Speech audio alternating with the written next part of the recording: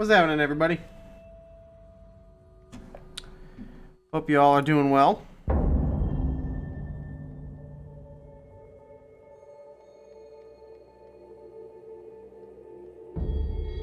It's 33C in my room. Get on my level. It's like... what's 70 degrees Fahrenheit? It's like 21 where I'm at. It's actually been really nice rather lately. So funny, it was like Mike Goes Boom was complaining on Twitter that it's way too fucking hot to sleep. I'm just sitting here with central air conditioning like, fuck you, Germany!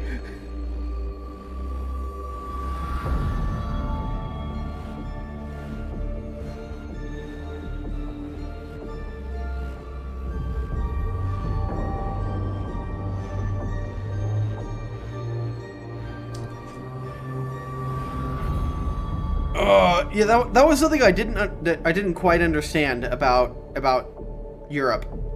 It's the lack of AC everywhere.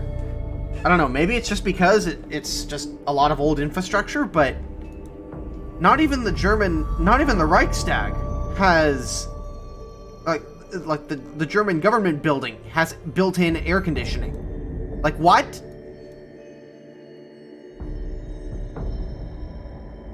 I don't know, man. To me, that's just so dumb on so many levels. There's no reason not to have air conditioning these days.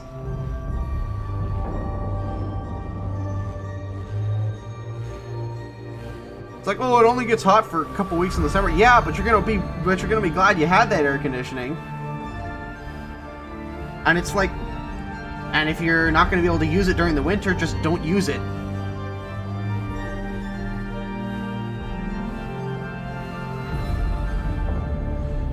To me, that's just mind-boggling that nobody thought to put in air conditioning. Or that air conditioning still isn't a common thing in Germany, at least.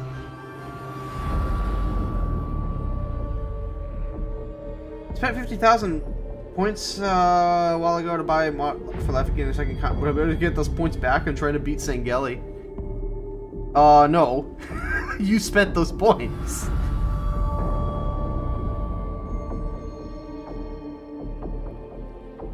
I mean, that's what you get. You spent the points again.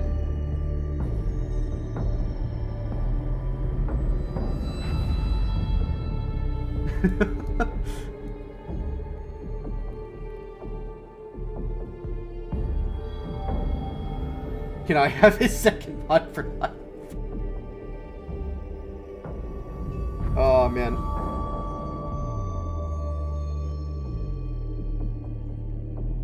Alrighty. Go ahead and switch on over here.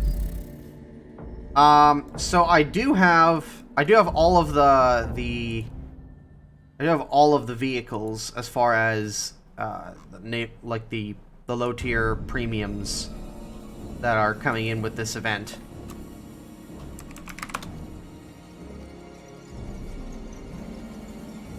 More maymays for the maymay god.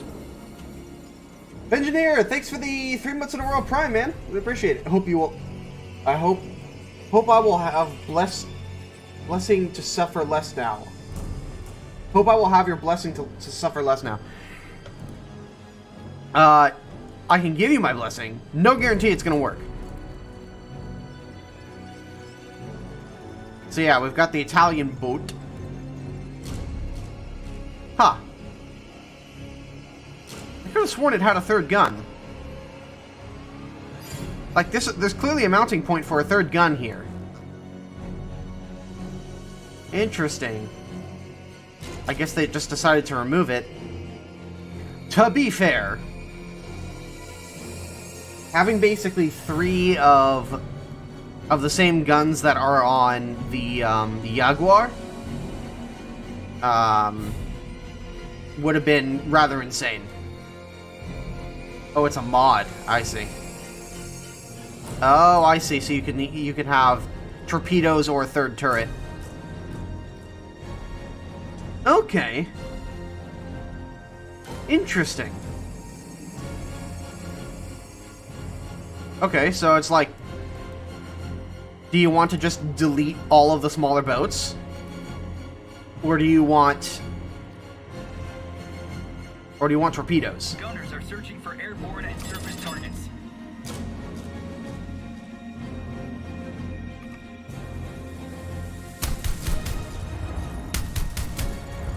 The enemy is burning. The enemy ship sank.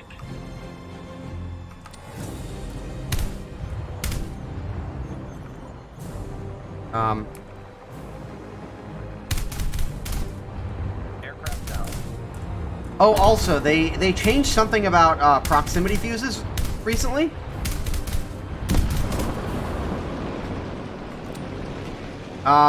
Basically, for whatever reason or another, aircraft engines had increased, like, inflated survivability against proximity fuses. So it was, like, impossible to destroy the engines of an enemy aircraft. Enemy ship on fire. Done. Yeah, it was, like, impossible to destroy the engines of an enemy aircraft with proximity fuses until a couple days ago.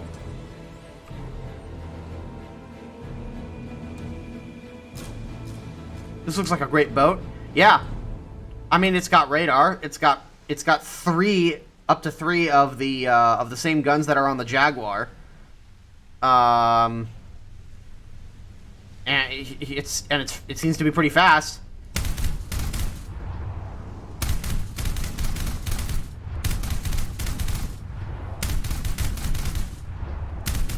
I mean, hell, I'm doing some pretty serious damage to this destroyer. I mean, I've already brought him down to 50% of his crew. That's pretty ridiculous.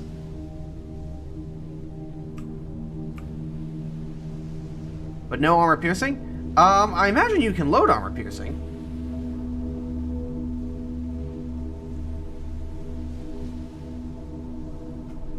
Come around the bend here. Yeah, honestly, I don't see any reason why you would ever want to load torpedoes on this thing. Like, if it's gonna be this good at killing destroyers, there's no reason.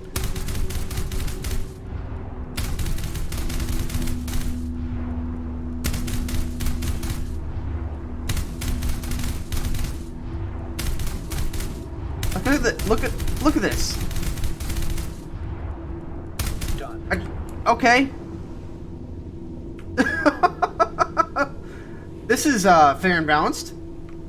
As the VT against ships? I don't know. I imagine it's very similar. Gunners are searching for airborne and surface targets.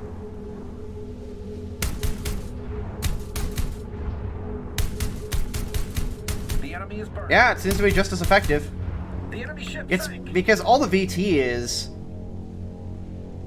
if anything, it should have a little bit less HE filler. 157. Yeah, it's a little bit less HE filler to leave room for the proxy fuses. Aircraft.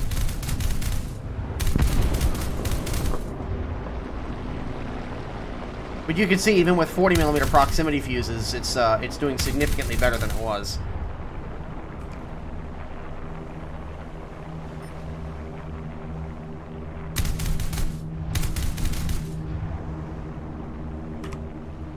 Radar.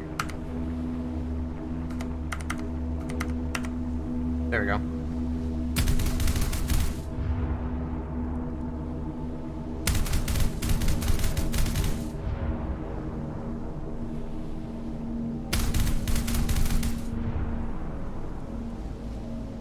Yeah. Doing way more damage than it was.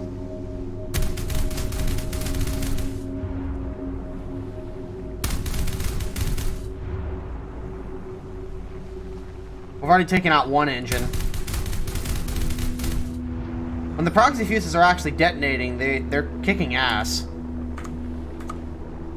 That's way better than it used to be.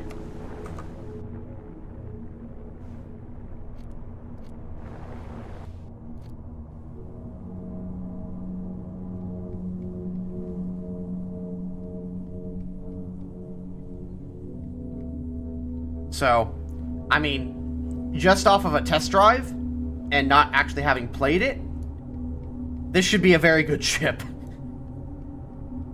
A very, very, very powerful boot. Yeah, it doesn't look like you get any armor piercing.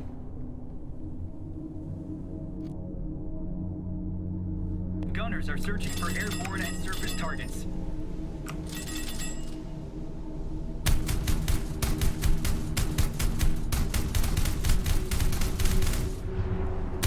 Holy shit, look at that damage.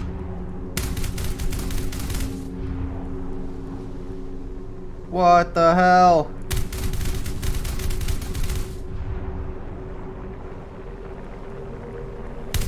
What the hell? Aircraft. Game?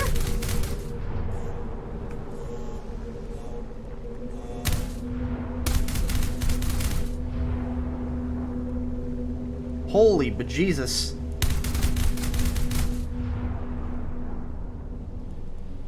Barely any effort and I sank a destroyer. Yeah, the proxy fuses seem to be doing better against ships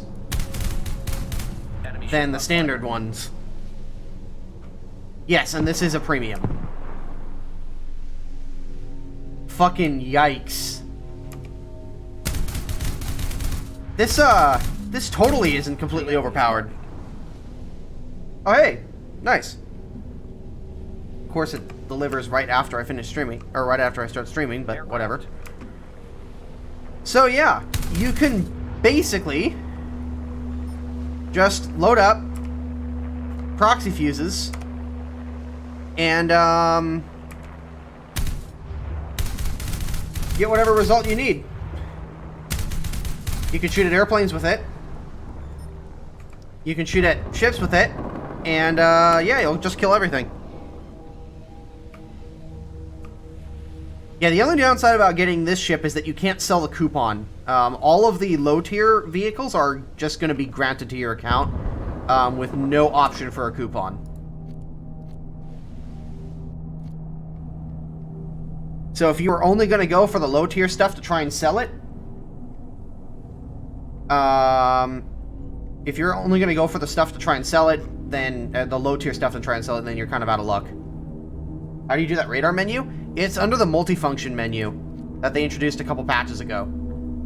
So you got to go to Controls, Common, and then Multifunction menu. I have it set to Y.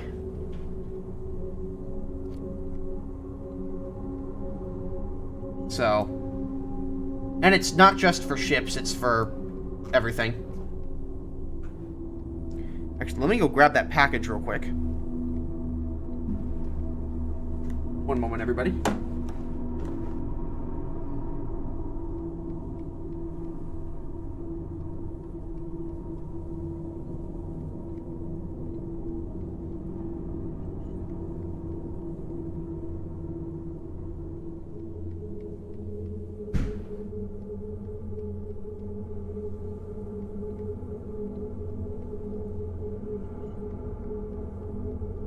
Okay. One moment.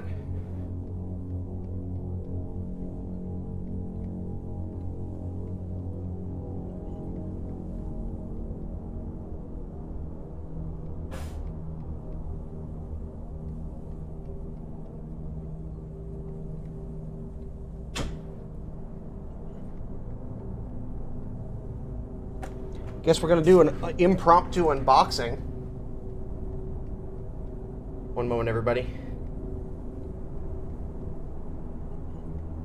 Gotta set the webcam back up for a sec.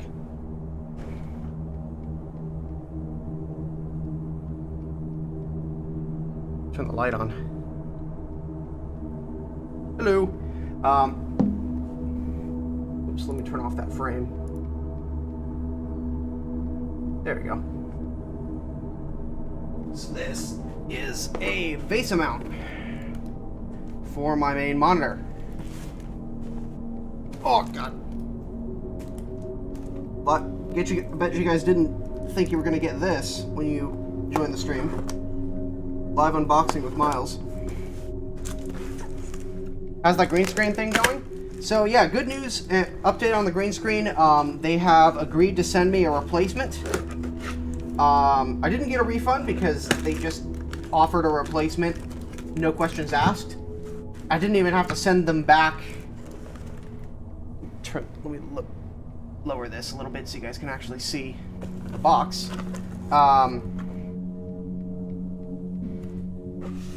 Yeah, so I didn't get a refund because they offered just a straight replacement.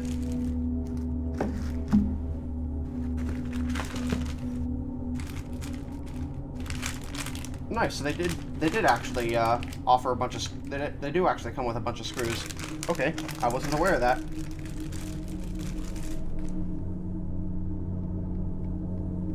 Yeah, so if you're wondering what this is going to be a mounting arm for my main monitor.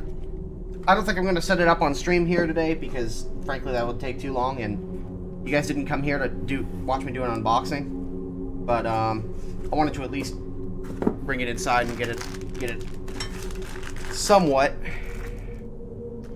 good to go. Because here's the thing. So my monitor, I don't have a lot of desk. Like, my desk is not very wide. Let's close this up for now. And maybe I can bring the webcam around here.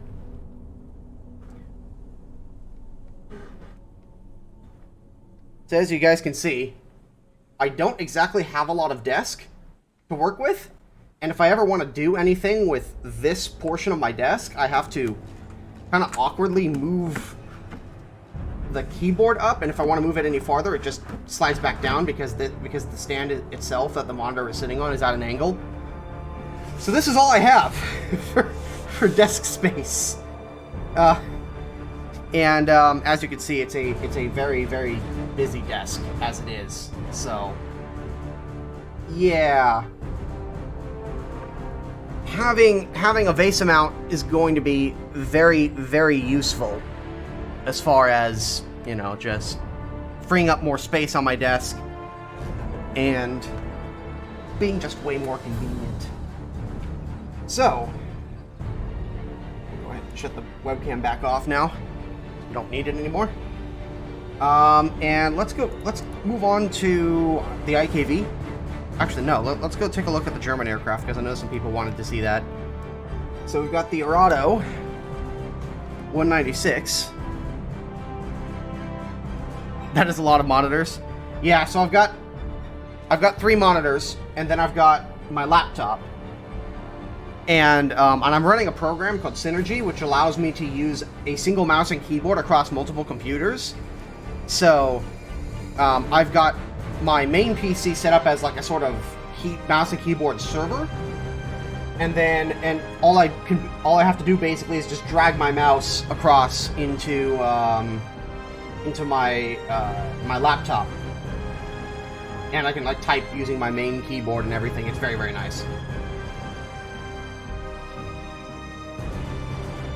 Gladiator almost outruns it. I mean, here's the thing about the Arado though, it like, the bombs are kind of worthless, but it does get a couple of 20mm cannons, which I did not expect it to have. Can you play War Thunder on all of them? Theoretically? Well, this is new. Here, let me turn down the music a little bit. It's a bit loud. Oh, that's not what I wanted to do.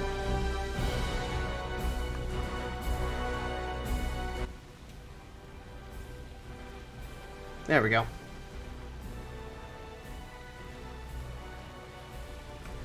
Got these cute little 50-kilogram bombs. Get rid of those.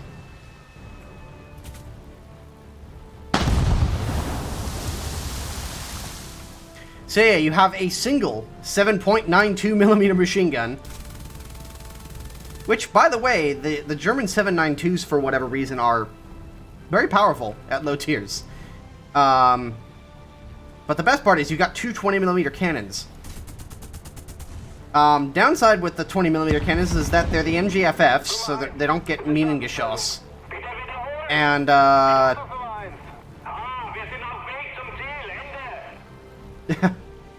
And,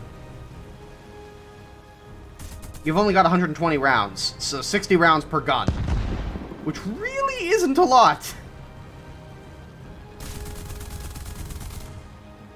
So you gotta be careful with your 20 mils. You can't go spamming them all over the place. Get out of here, bombs. As for how maneuverable it is, like, that isn't bad. It's not biplane levels of good, though.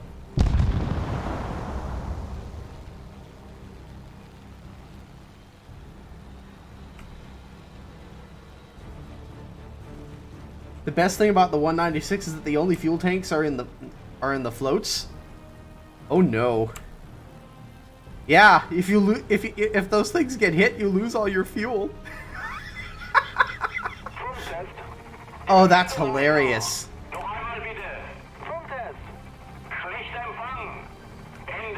How about you want to bet people are already bringing this into top tier ground forces? Are going to be bringing this thing into top tier ground forces? And just like trying to bomb people with the 50 kilogram bombs? I guarantee you people are going to do that. Oh, hang on a second, guys.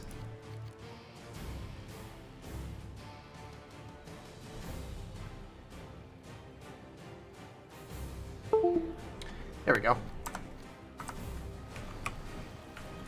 Yeah, now I've got control over my throttle again. I was playing around with DCS and IL-2 in VR the last couple nights, and IL-2 is not bad, but DCS performance with VR is just awful. It's so bad. Like, it's really fun as like a demo, but I would not recommend giving that to a friend who's very sensitive to motion sickness, because holy shit, the micro stuttering is really bad in DCS.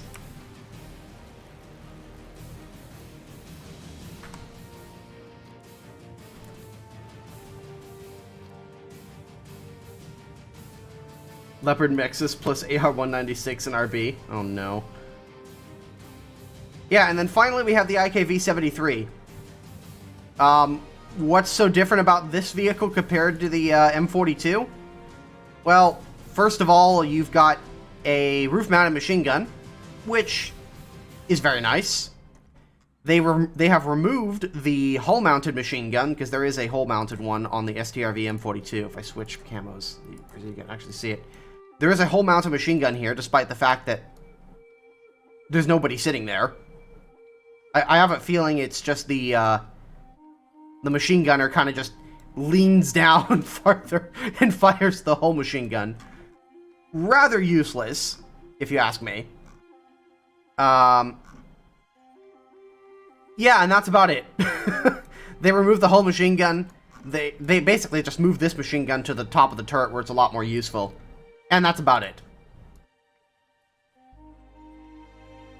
Yeah, and the whole machine gun on the M42 doesn't even work. So, you get one more useful machine gun.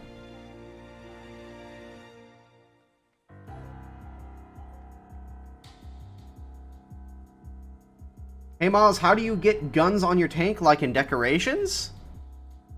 Are you asking how to unlock them or how to put them on?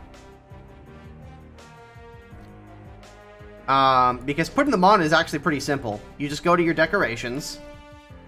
You go down to this weapons tab if you have any unlocked. You select one. And then you place it where you want it. And then left click. As for how to unlock them, some of them came in pre-order bonuses. Some of them are unlocked via the events. Like this one. Like the M249 SAW is something that I think you could get as a pre-order for a pack that I don't remember. I think it was the XM1 pack, I think, or something like that. Had the SAW. But most of them are unlocked via special events. Like you get a certain number. I think if you get 3 stars, you unlock a 3D decoration gun. If you get like 12 stars or something. If you get like all 12 stars, you get another 3D decoration gun.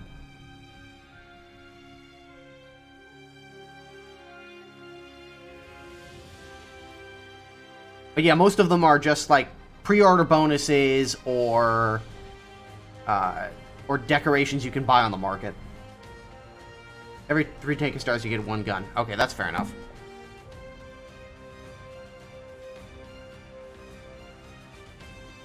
And if you get all of them, you get another one. Not bad. So yeah, you have the potential to earn, what, 4 or 5?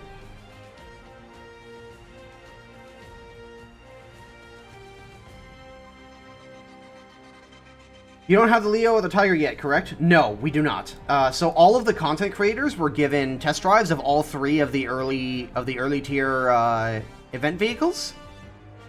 We only have the early tier stuff. So only the AR-196, the Freccia P493, and the IKV-73. That's all we have as far as like the event vehicle showcases.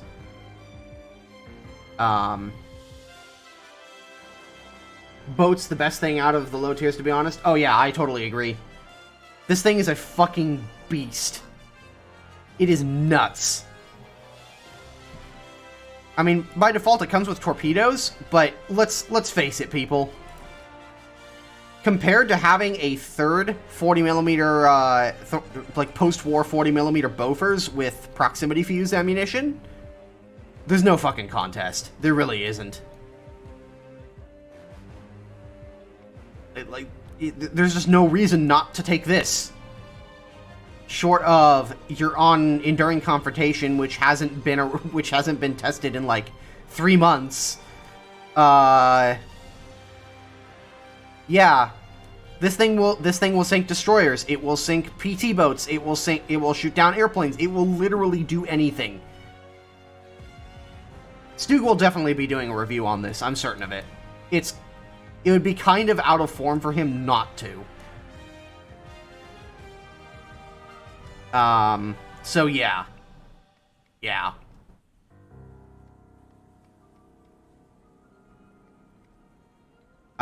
Without further ado, let's play some games.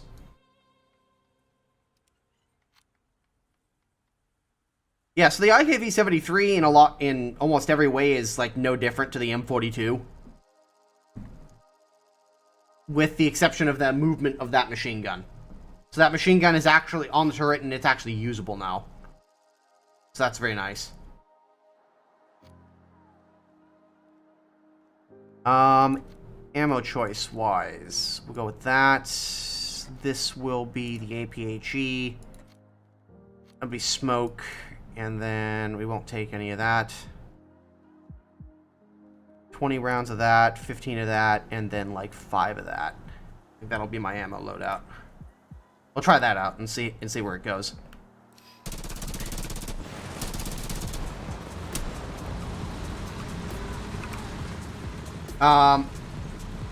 Now, other advantages of this vehicle, not many. The gun is not very good.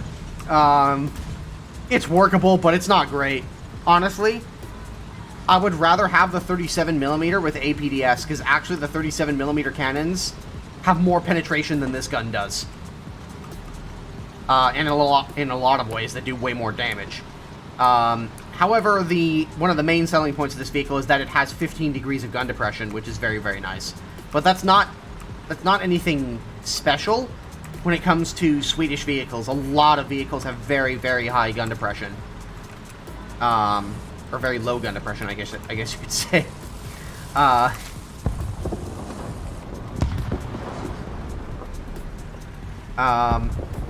So yeah, 15 degrees, that's kind of average for the Swedes, which for everybody else is just ridiculous levels of gun depression. I mean, 10 degrees is considered great.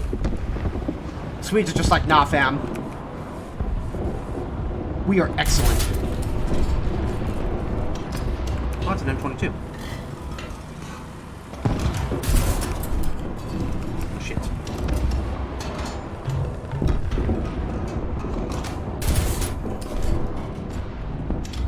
That's a T-50.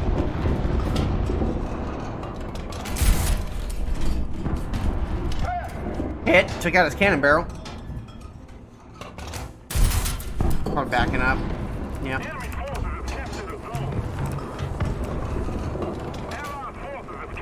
That 105 Sherman is going to be a problem. He's got a lot of armor for this tier.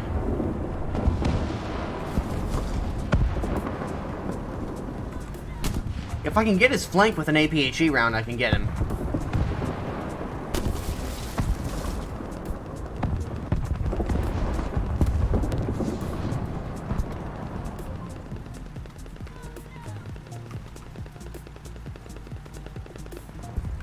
But yeah, this gun is not very good. Would I recommend this over the Salve? Fuck no. You are infinitely better off with the Sturmatellivan. Actually, any of the Salves are probably better than this thing.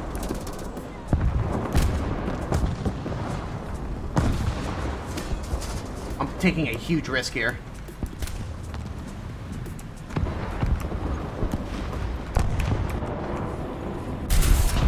Alright, well, he's dead.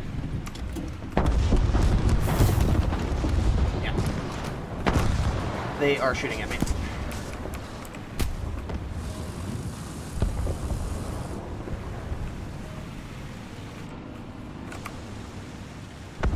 Looks like our guys took care of the 105 Sherman, which was my main concern.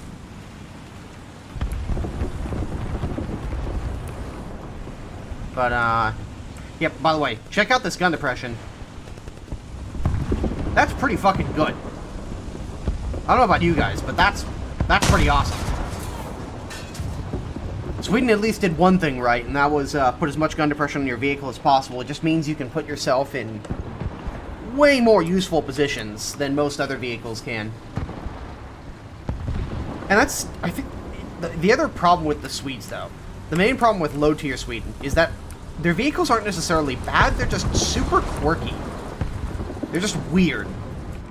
They don't really fit into the common paradigms that you see otherwise. Oh, come on.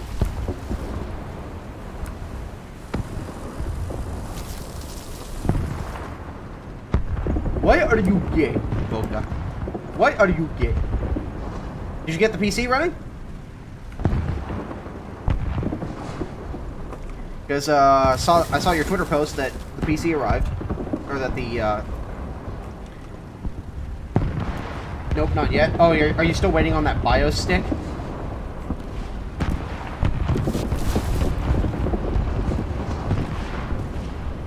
I think you mentioned that as well.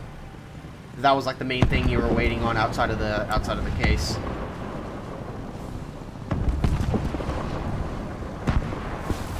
Serene BIOS stick arrives with activation key.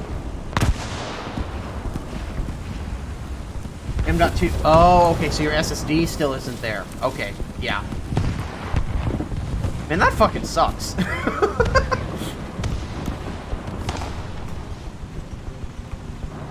There is nothing worse when you are building a PC than when you're missing, like, a critical component.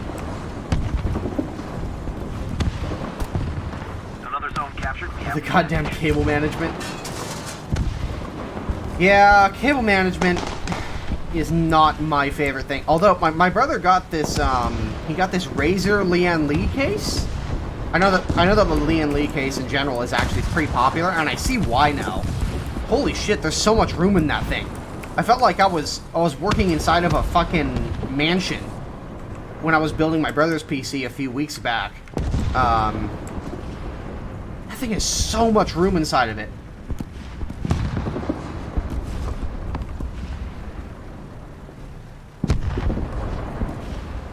I'm gonna send a pic on Discord. All right.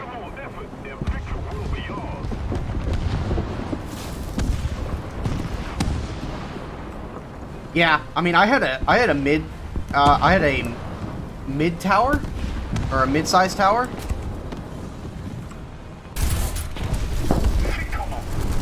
For a little while.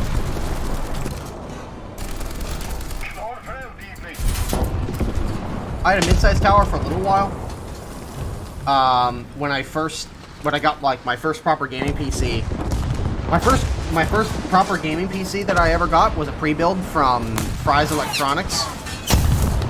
And it wasn't a bad pre-build. I mean, this was back in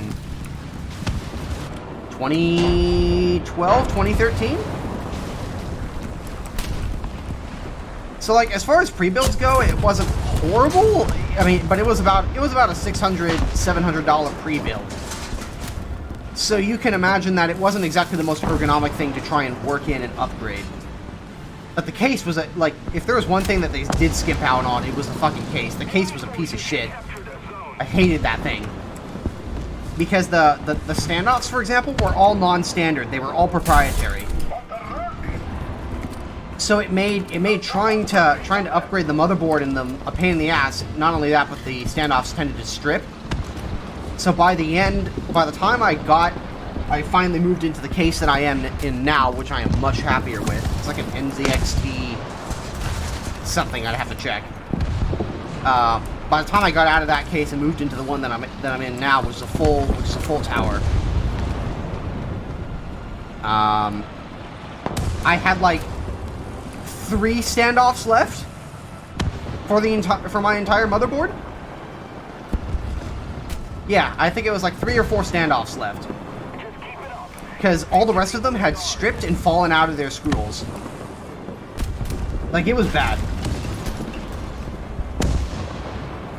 I might do some squat ups later.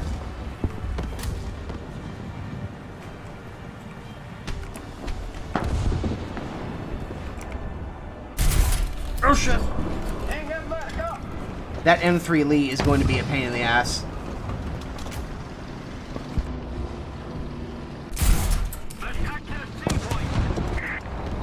I'm gonna have to get his flank if I'm gonna really have much of a chance of penetrating him easily. Uh oh, he's looking my way. Going in the 75. Oh.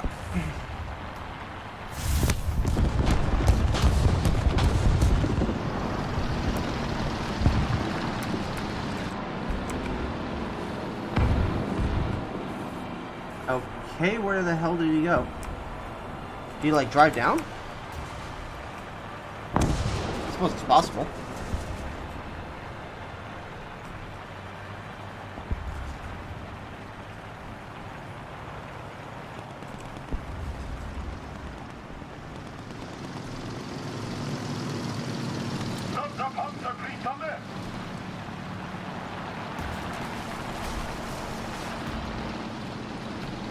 Oh, he is there.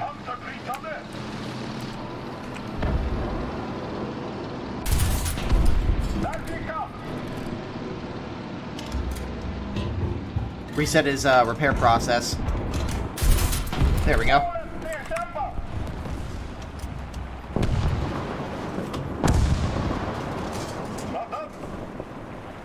IKV-73 any good? It's okay. I wouldn't say that it's bad, but it's not amazing. Like, there's nothing particularly special about it. It's just average in, like, every respect. Penetration is average to not great. The gun depression is amazing. That's about the one thing it does really, really well. Mobility is okay. It's a very skinny tank. Like, it's not a very wide profile, but it's quite a tall one for what it is. Like, I would put this on roughly a similar level as I would say that it's a slightly better short-barreled Panzer IV. Just a lot less wide. Bruh.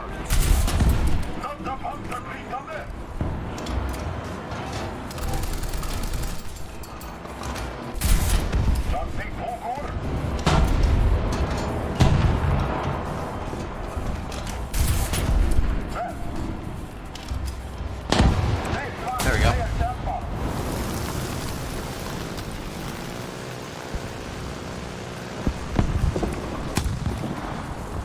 What's your premium for Nation? I haven't started grinding yet.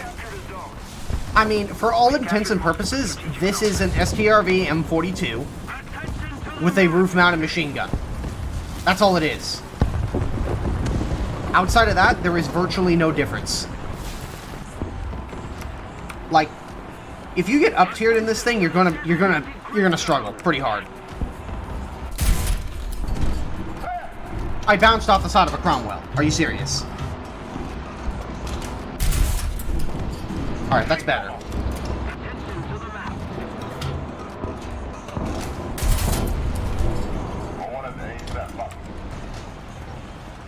Like, the APHE rounds only have, like, what, 63 millimeters? 60 millimeters of penetration?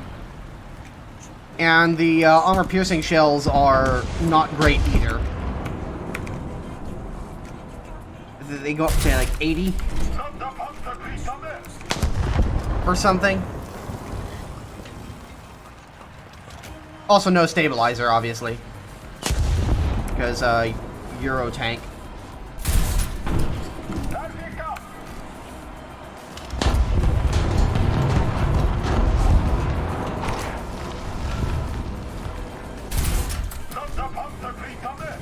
I just failed to penetrate a Cromwell. Bruh. He's got a friend trying to save him. Oh, that was a terrible shot. We have most of the zone.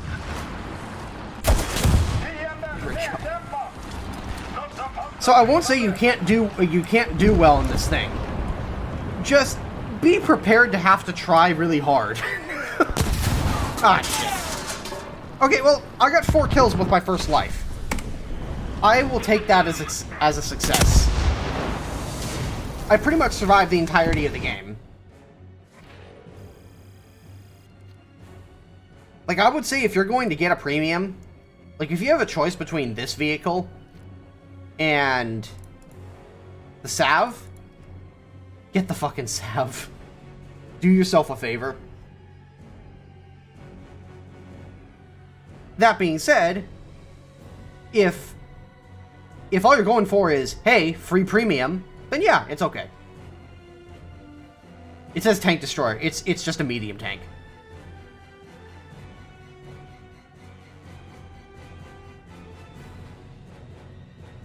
Yeah, it's a medium tank. It's the same vehicle as this, it's just it has a roof-mounted machine gun.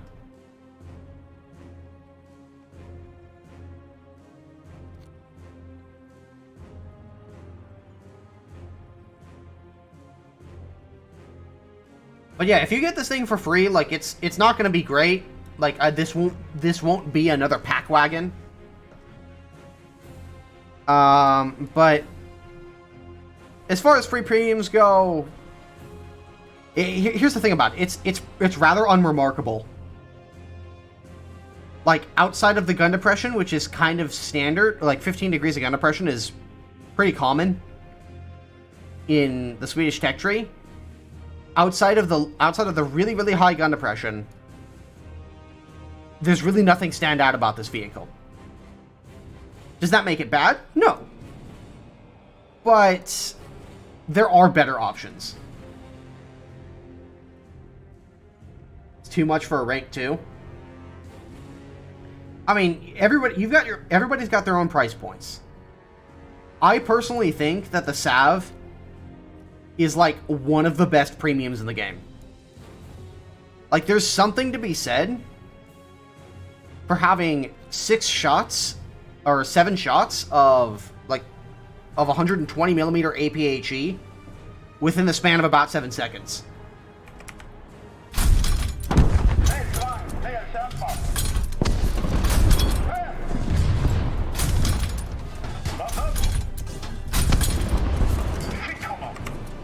I mean, that's ridiculous.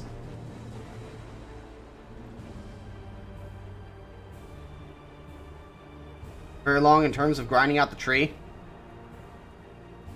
I don't know, it'll help you get through the low tiers relatively painlessly.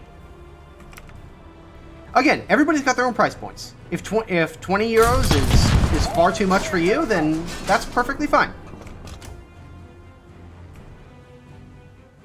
Although if this thing was a tier 3, I would like I think it would be justified. Also, I know that there are some people who don't like this vehicle. Like it just doesn't mesh with their playstyle, and that's okay. It's just every time I play the S.U.F.F.E.R, I have an amazing time with it. And I mean, again, as far as a free premium is concerned with the IKV73, it's okay. It's just it's really average and really unremarkable. Outside of the gun depression, which is, well, pretty well standard for most of the Swedish vehicles. Like, 10 degrees is kind of considered... 10 degrees for the Swedes is considered very, very low. When a lot of your vehicles are doing -14, I don't know, -20, like, and -15, -10, -10, like... -15 degrees is pretty average.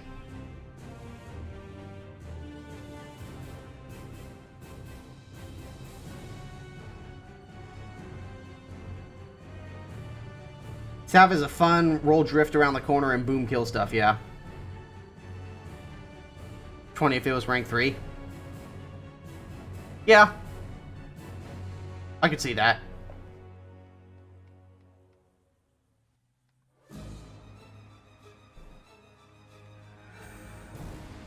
With more low tier stuff to grind, I also wouldn't mind paying 20, but there are very few vehicles. Well, you say that, but I felt like I felt like the amount of time to grind through all of this stuff was pretty reasonable. Because here's the thing. Yes, the Swedish vehicles individually are very good, but you don't have a lot of lineups, per se. Like, there's a lot of cases where you are bringing significantly lower tier vehicles into higher tier lineups simply because you don't have the vehicle counts.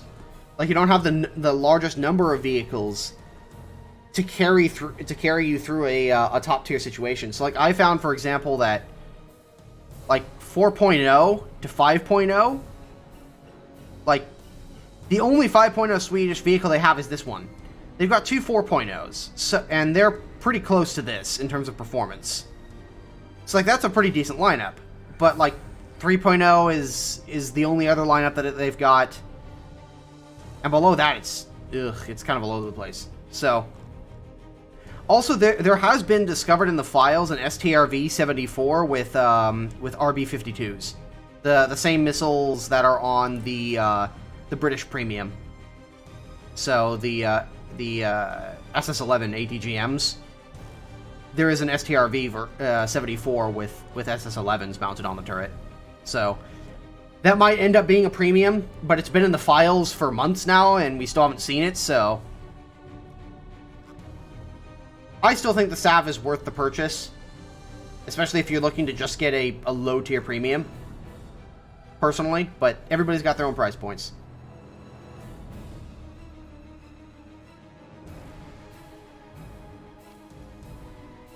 There are some people out there who think that paying for any premium is in War Thunder is a total scam. And it's like, okay, well, good thing you don't have to buy them then.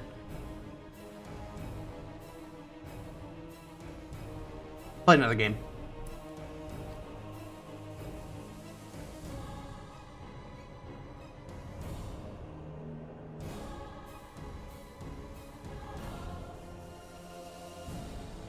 I mean, I know that there are plenty... I mean, there are plenty of people out there who just like $60 for a premium. There's no way I'm paying that. It's like, okay, and that's fine. You don't have to.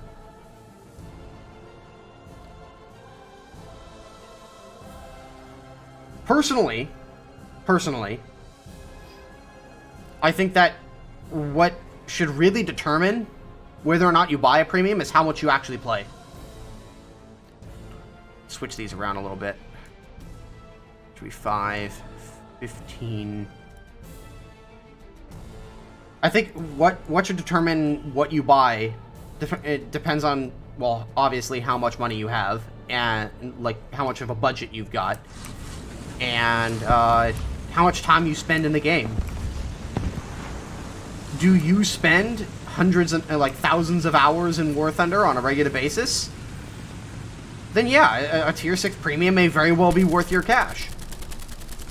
Like a $60 premium may very well be worth it. But if you only play War Thunder casually here and there, or you only play it with friends or something like that, then yeah, a $60 premium really doesn't make a lot of sense.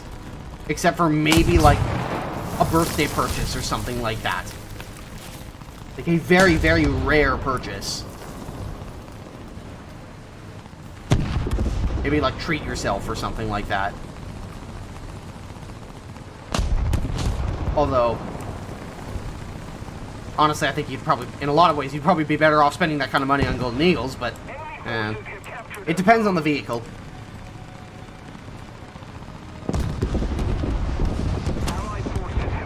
Also, I think that many people buy tier 6 premiums without actually being, and most people who I found who buy tier 6 premiums don't actually have tier 6 vehicles yet. And, to me, that just seems unwise. I am 22.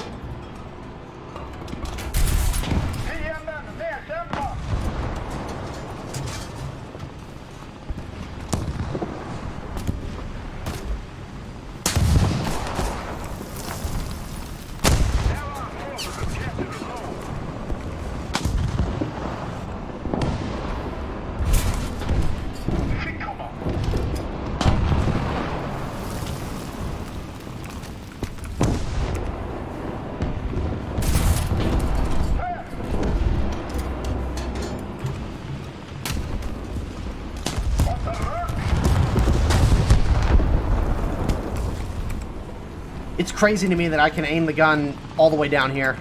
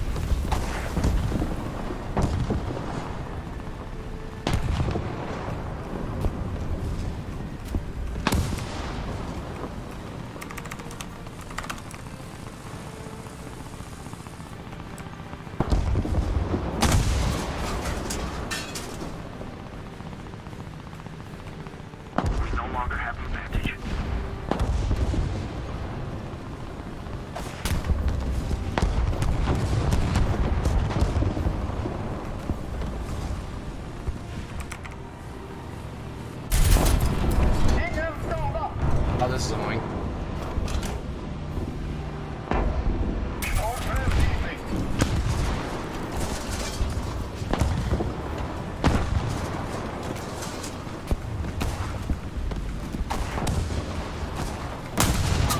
Attention to the designated grid zone!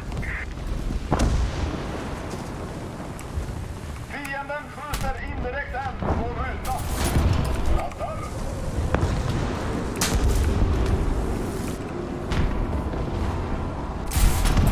Där fick han!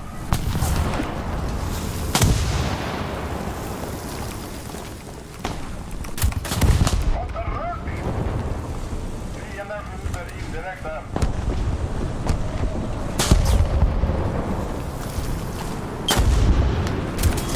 Nästa mål.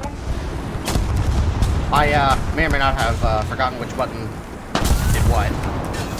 Our victory is near.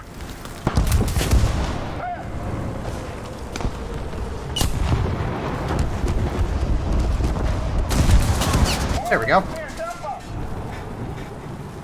Again, you can kill stuff at higher tiers than you, or similar tiers to you, but you really gotta try for it. You gotta work a lot harder for it than you normally would.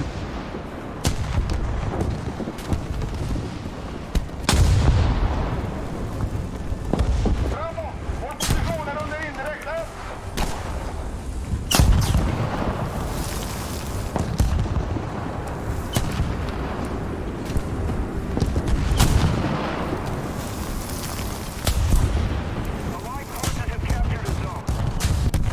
War Thunder has been worth my time over the years. I do agree. I sometimes get crazy on buying a few things here and there, but I've waited for a game like this for years till I discovered it after Total Biscuit reviewed it.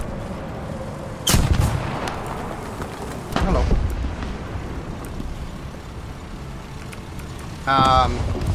Yeah, like it's, I don't know what it is about this game, but it's scratched that niche, it scratched that itch for me for, that really no other game has. Like, World of Tanks didn't even come close. For me, this is just the right balance between realism and, like, that it's, so that it's easy to pick up and play, and, you know, and gamey, or I mean, and simulator-ish. So it's got that just that right balance of simulator and game for me, personally. Also, a very fleshed out and very, in my opinion, enjoyable progression system. Like, I think my biggest problem with World of Tanks was its progression system and its really, really arcade nature. I can understand where people are coming from when they say that War Thunder is neither fish nor fowl. I personally quite like its balance of realism and arcade. I find that it just suits me much, much better. At least as far as tank combat is concerned. When it comes to aircraft, yeah, I'm a bit of a sim snob. I much prefer to play a proper flight sim than play War Thunder aircraft. But hey, I know that there are plenty of people who really enjoy it. Oh, this poor Archer.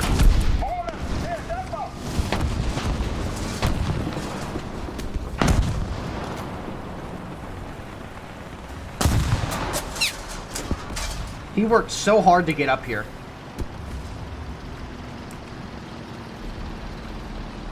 To me, War Thunder was like Destiny 2. You love it, but some moments make you want to break your screen. Oh yeah.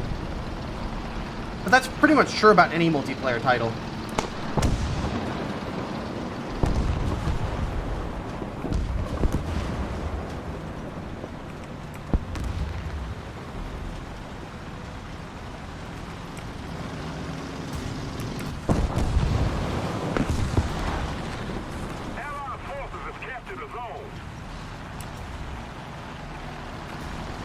I could probably drop a couple of smoke shells.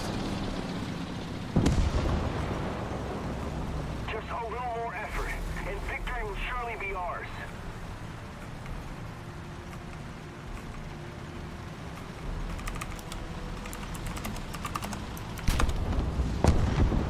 Enemy forces have captured a zone.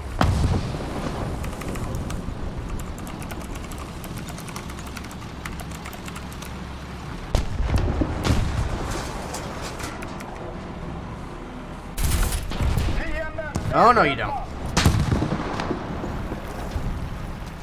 Mr. Stewart.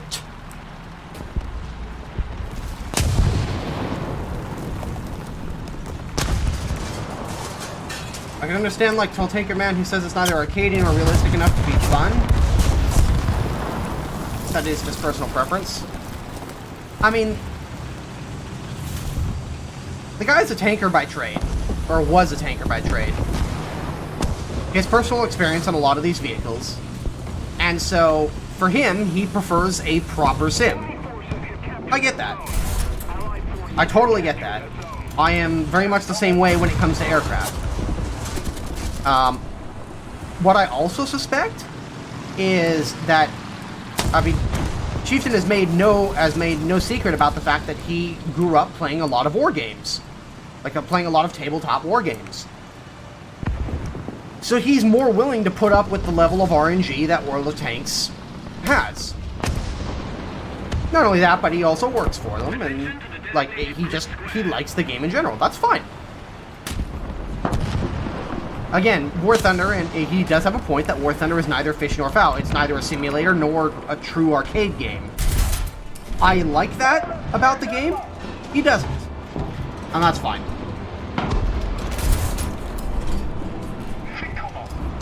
I'm gonna try and ricochet around into his hull. Damn. Not having much luck here.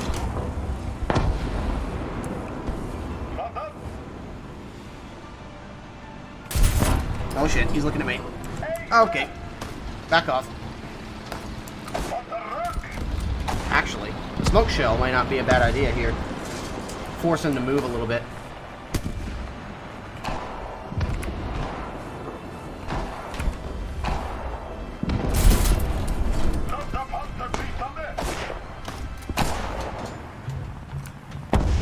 There. Now they can't shoot at our guys on C.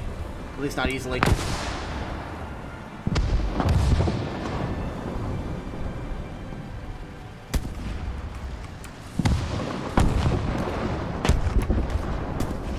Oh yeah, I totally agree. I can't stand not having that many things under my control. When it comes to a video game.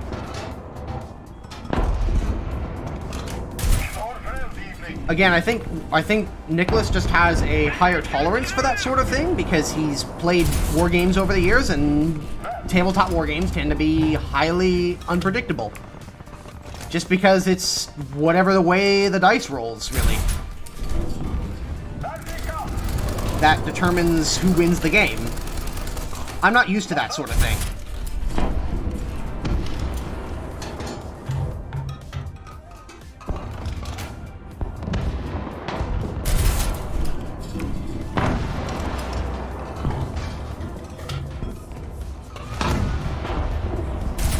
Yeah, I am not used to that sort of thing. Holy shit, I got 10 kills? What? And so... Wow. Survivor and Heavy Metal Hero. 10 kills? No deaths. Not bad!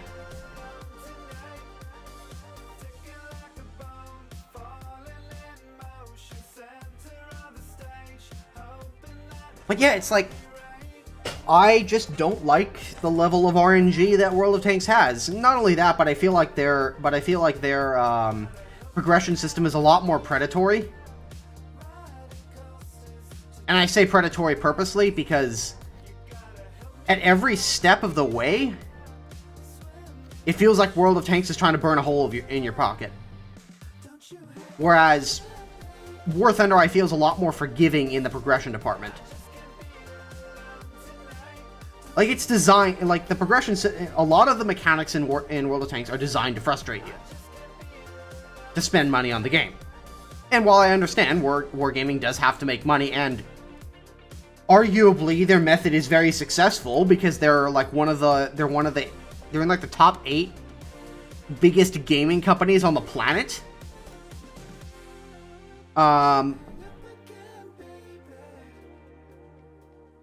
I don't like that.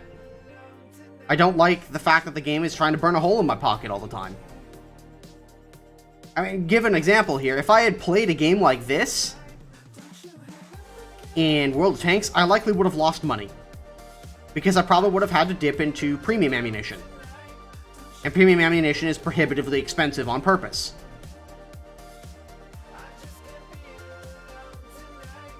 I just feel that in a lot of ways, War Thunder does progression way better.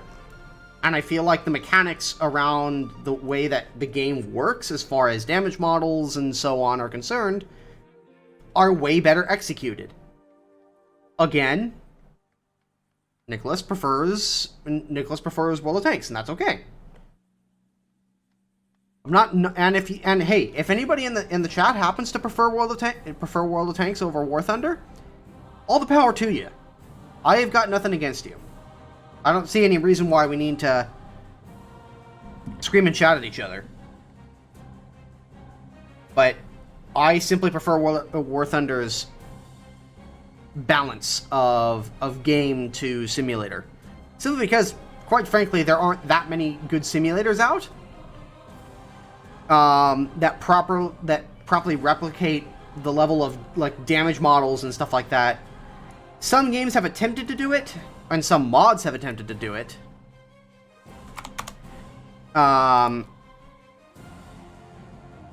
Like there's a few vehicle destruction mods for Arma 3 that have more modular base damage rather than health bar base damage like the base game does. But again,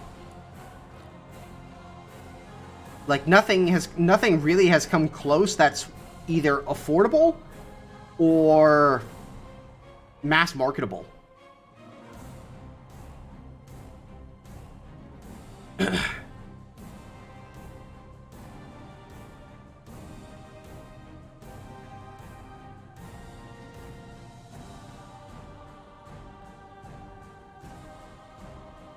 USA early game has entered the chat. Corncoop, you don't need to spam hi.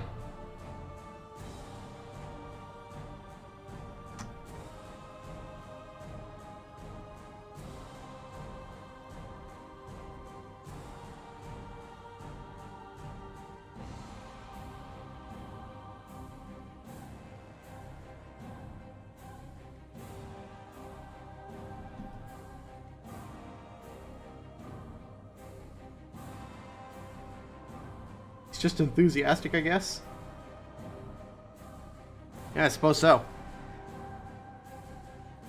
Thunder realism is what I find most appealing, despite liking Armored Warfare / WG titles as well. But then there's Naval, that is less realistic than World of Warships. I don't think either well, in some ways yes, some ways no. I think World of Warships is not realistic in the sense that the gameplay is sped up dramatically to make it more enjoyable. That's not necessarily a downside, as World of Warships is a very, very popular game for a good reason. War Thunder is definitely... I think what War Thunder just needs to do is it needs to lean on that realism as much as it can within reason.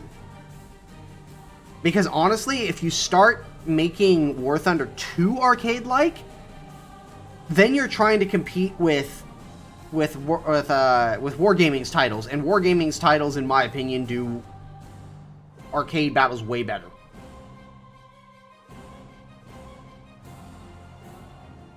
Actually, and I think that World of Warships is probably the best of all three Wargaming titles. It's way better than World of Tanks, and the game does a very good job of rewarding the player for playing well, which I find is awesome.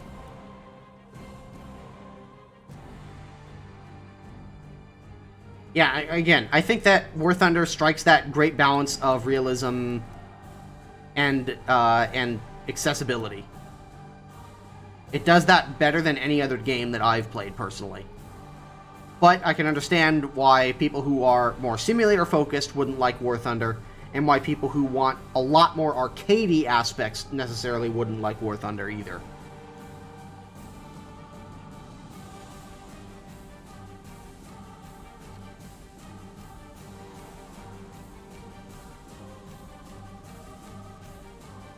Okay.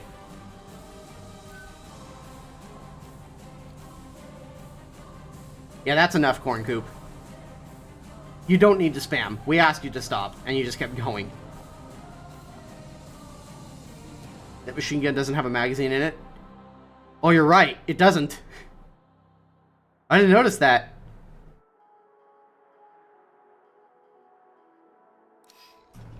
Oh my god, it doesn't. It's just a machine gun on its own. Guys, we have a magical machine gun here.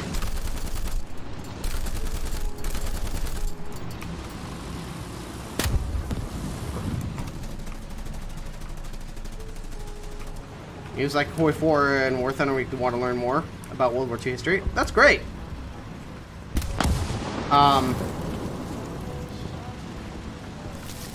However, one should also just be very careful to not take what any of these games say for granted. If there's one, as a history major in college, if there's one thing I've learned about studying history, it's that everything you know is wrong. A lot of the commonly held beliefs tend to be flat out wrong, or there is significant evidence against it. So you never ever want to say as a historian that this never happened, that X or Y thing never happened, because I can guarantee you somebody's going to find an exception to where something happened. That's to the contrary of what you're trying to prove. Yes, and you've also got to be careful of biases. Biases and keeping out hindsight. That's something... hindsight is like one of the biggest... honestly, I think whether or not people realize they're inputting their own hindsight into what they're studying is what determines whether you're thinking one of the major factors that determines whether or not you're thinking critically about the history you're studying.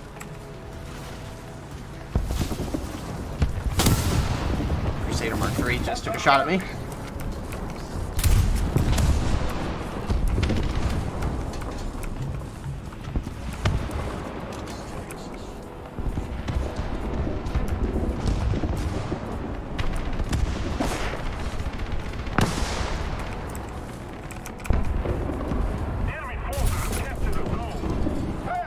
Of course, it hits him in the one place it won't penetrate. There we go.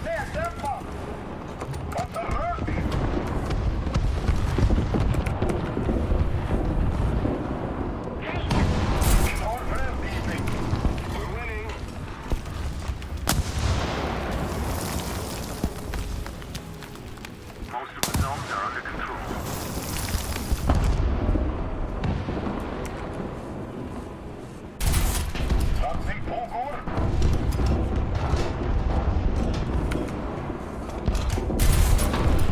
Ah, of course, no penetration.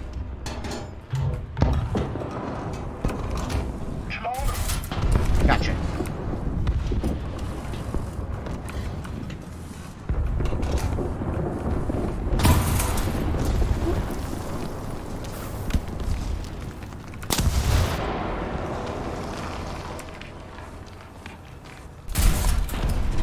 Oh, it's an M3.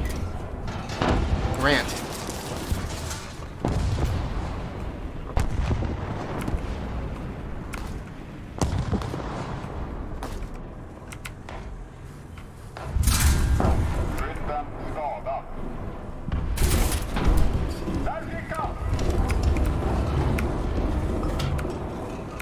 Most of the strategic zones are captured.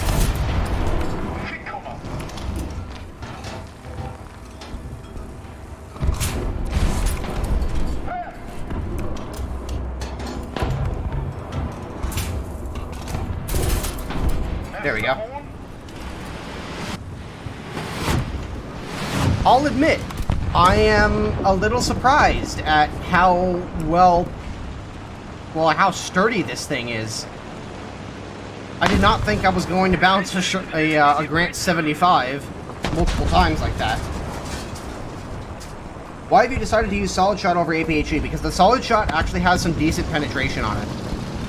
It's got about 80 millimeters of penetration, whereas the APHE only has 60. And 60 really isn't enough to get through most, and it's also armor, just standard armor piercing, which doesn't do very well against sloped armor. So basically what I've done is I reserve APHE for like flat side shots on opponents where I just need to finish them off, and then armor piercing for just disabling them so I can get into such a position.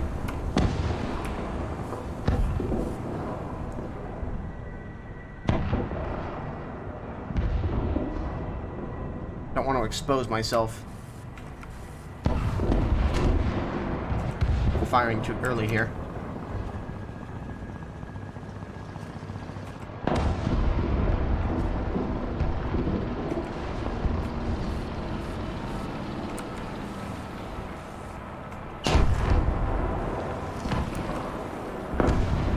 So when the challenges reset, check your achievements. It should say under there.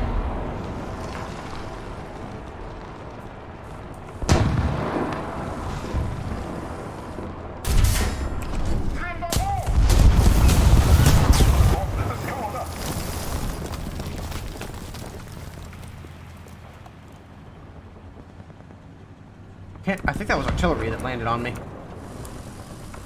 Nice. That's a KV. That's not good. I can penetrate him with the armor piercing, but only at really close range. And if he's angled, good luck.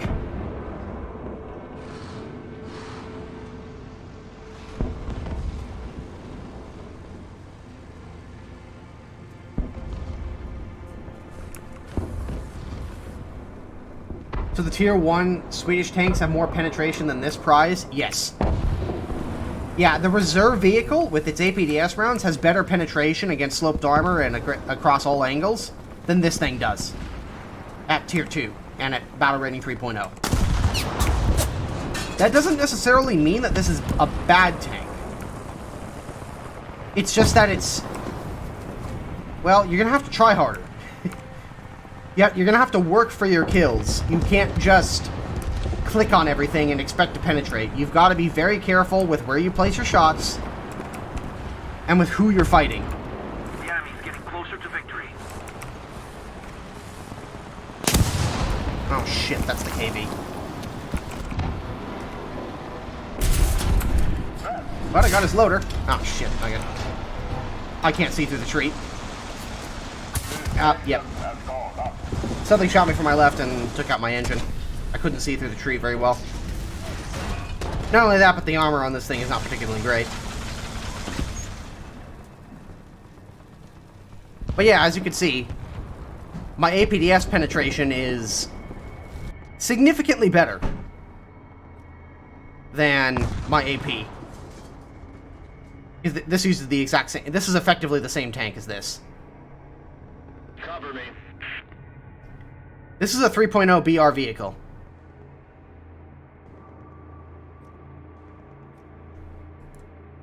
Take the 1946 though.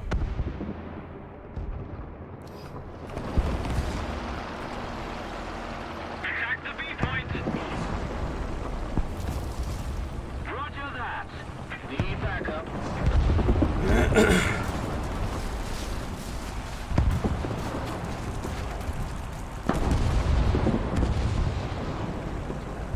Enemy forces have captured a zone. Allied forces have captured a zone.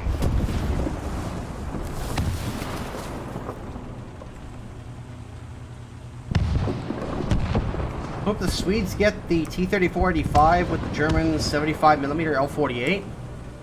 Was that even a thing? I know that World of Tanks made up a T-34 with an 88 in it. But I'm not sure if that's even... If the T-34-85 75 would be a... I mean, I haven't seen any photos of it. It'd be cool if it was a real thing. I'd be down for that. Another zone captured. We have the... But I've just never heard of it.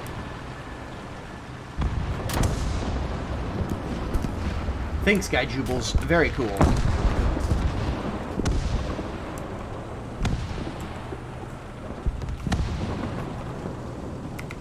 With this, I should be able to go straight through the front of a KV. If I see him, if I ambush him. / see him first.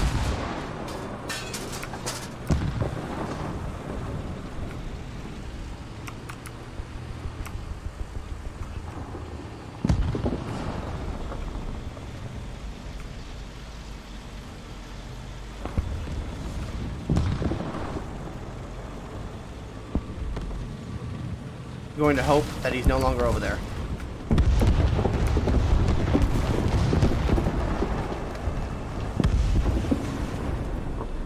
Attack the C point. And that wherever he is, he's not paying attention. Okay, yeah, there he is. He doesn't know I'm here.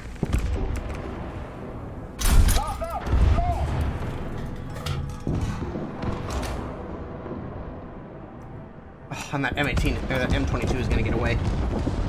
Attention to the map.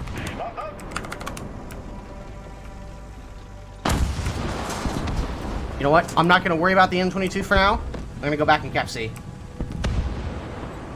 That's the more important thing right now.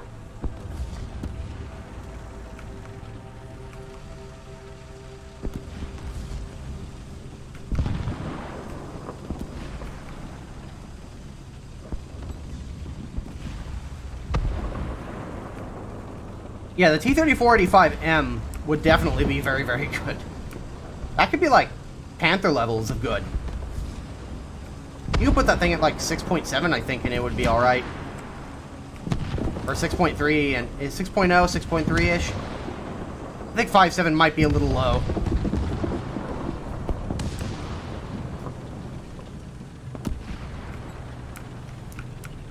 Alright, can I get up these stairs? Come on, you fat bastard! Come on! Come on! Shit.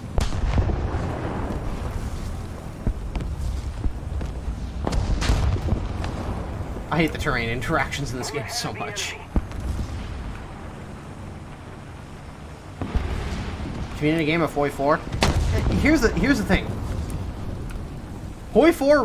like, I've played previous Hearts of Iron games, and honestly, I really wasn't impressed with them. It's just not really my thing. I like Stellaris a heck of a lot better than I like F.U.F.E.R.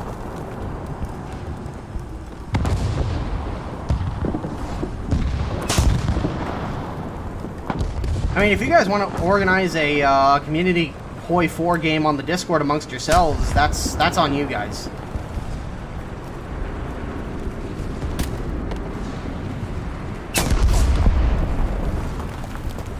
Sweden notorious for hills, tanks can't climb stairs. Yeah. What is he going? What is he popping smoke against?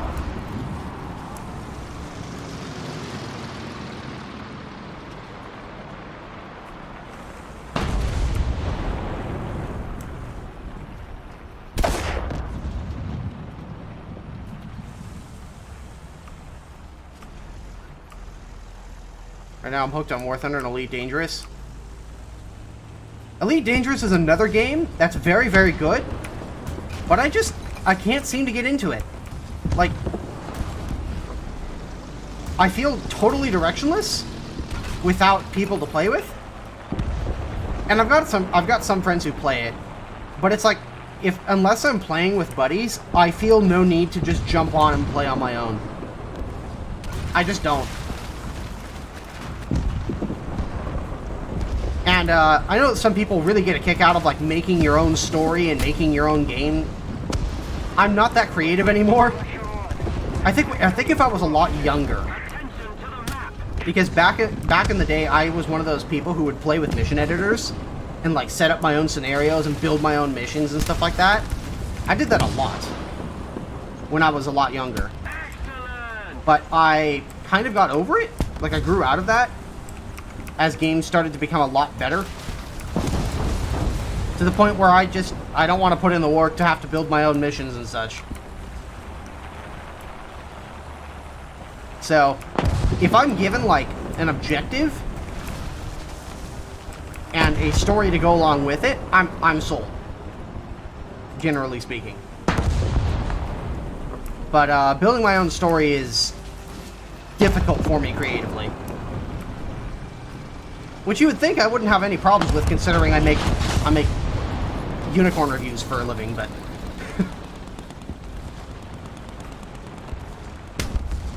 You would be surprised.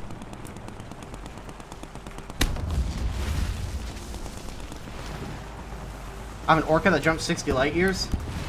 I combine exploration with passenger missions. Fair enough, man. You do you. I think if I had to get really into Elite Dangerous, I would probably just invest in do some mining to get enough money together to purchase a really, really nice bounty hunting ship. And just go do that. Unfortunately, bounty hunting really isn't that profitable unless you're going after, like, ridiculously dangerous targets.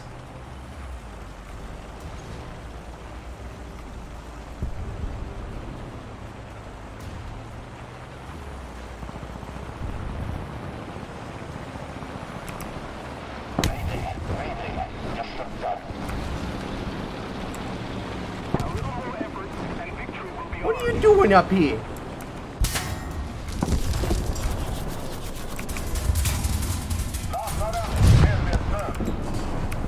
What are you doing up here?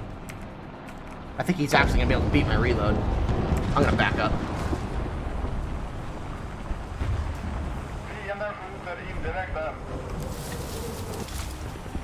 Because he killed my loader.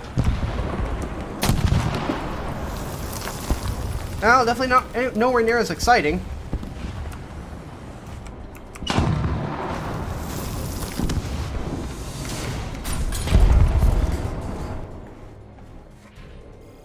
But Miles, if you play it someday, give me a mug and I'll join, or give me a message and I'll join you. I mean, I very well might, now that I have VR set up. And Elite, if I recall correctly, Elite Dangerous in VR is actually pretty decent.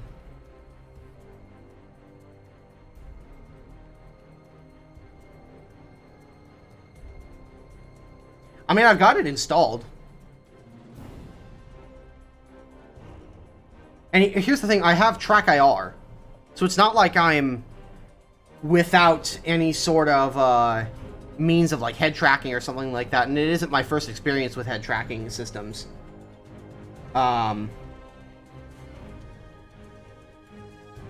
VR I found is just way less temperamental.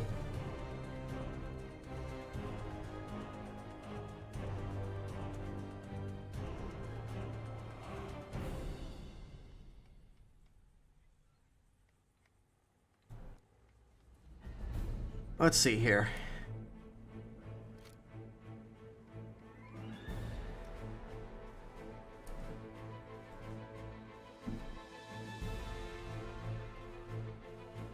Sorry, I'm just checking something on my other monitor.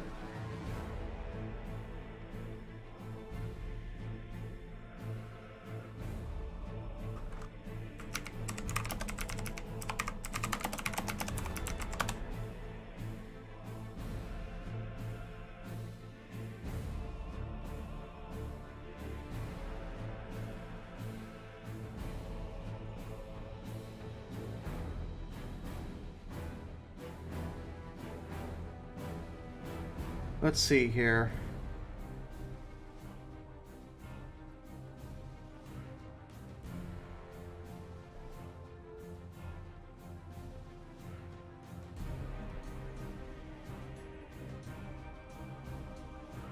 Hello there, Loki. Let's keep going at it with the IKV.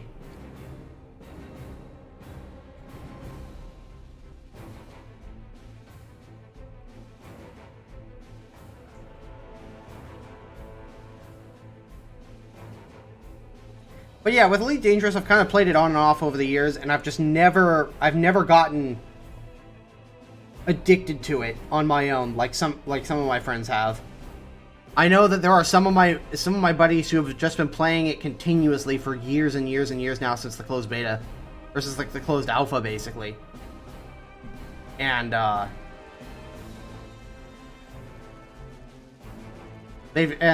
think they're testing like the carriers and stuff like that right now. It was just something that I never really got into.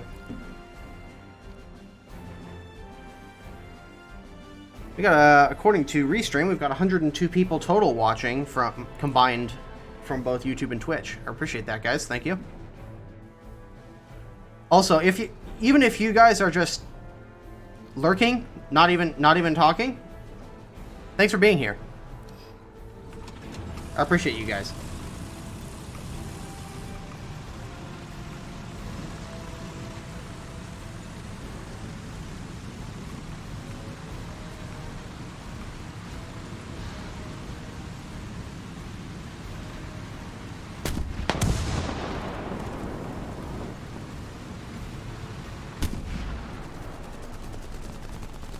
Japan low tier is so freaking fun. I bet.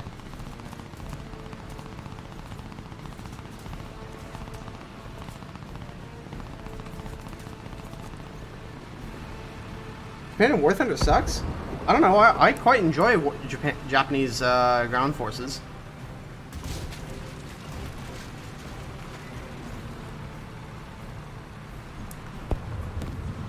I have a carrier you can join? Oh well. I was gonna play some DCS this weekend with Raul / Electrolf.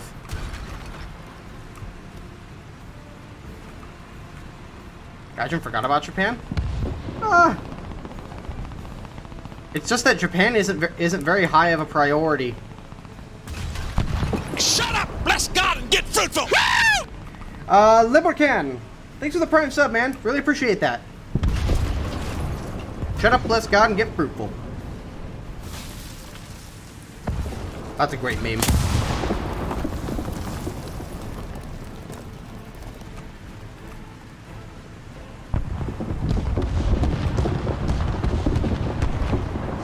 Doesn't seem to be all that fleshed out to me. I don't know. It seems pretty well fleshed out as far as low tier stuff. High tiers, yeah, there's definitely more that can be there. But I think the fact that the tech tree isn't as fleshed out is also an advantage, because it means you can grind up it very, very easily. There's really not much. There's not much filler blocking you from getting into high tiers. And just because the tech tree isn't as fleshed out as any of the others, doesn't mean that there aren't some great gems in there.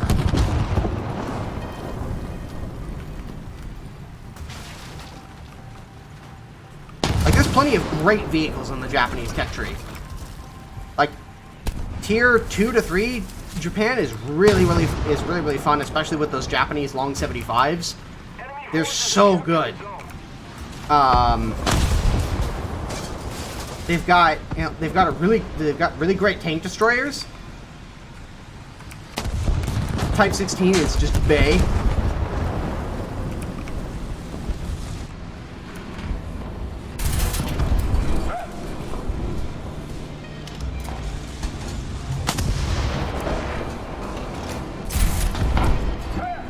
Are you kidding me?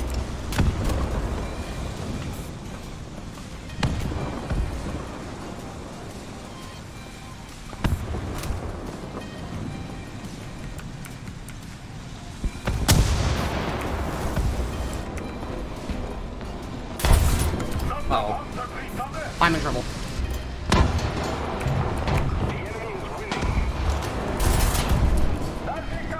Okay, that works.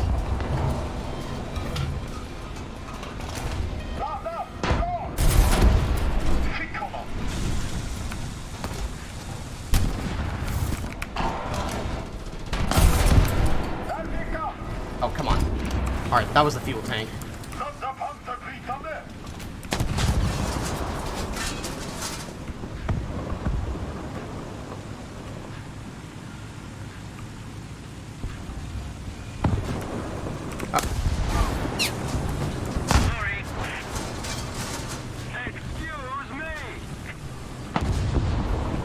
How polite.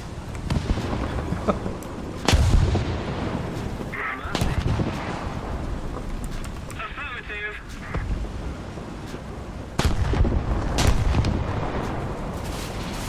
Professionals have standards.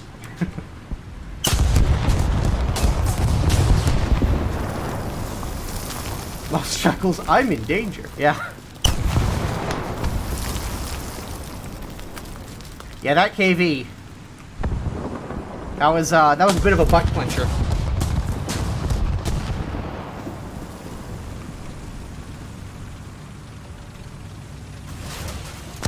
Good old 1000mm high hardness fuel tank.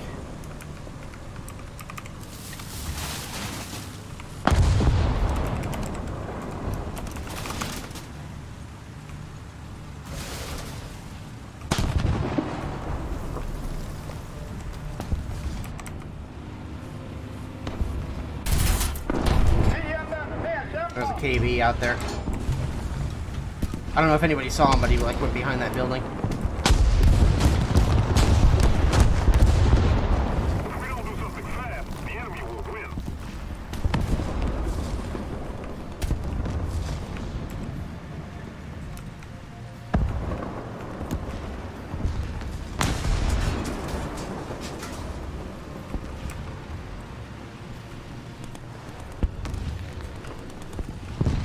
I could go for the cap here, but what I'm hoping is for this.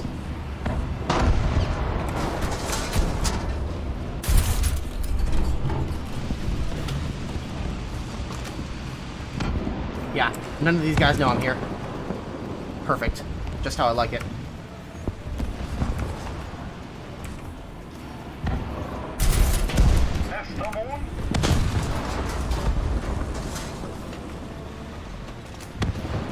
T-3485 might know I'm here now.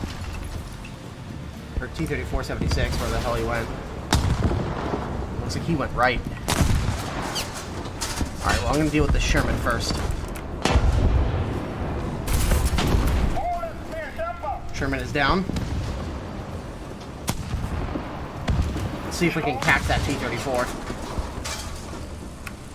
Oh shit. Oh no. Alright, this is gonna be a problem. Oh shit. Ah, damn it. If I'd been able to hit his side armor a little bit more flat on, I would have gotten that Sherman too. Damn it.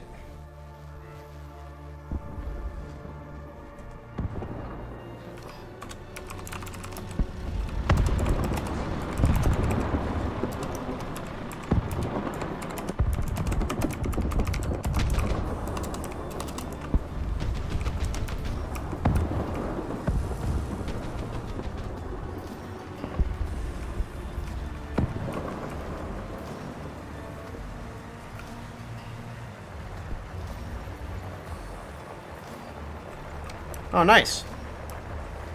Well, welcome Epic Gamer and Torn.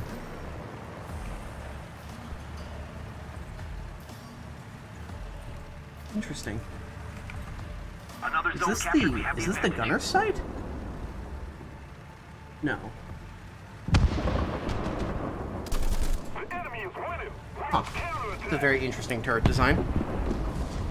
Attack this C point.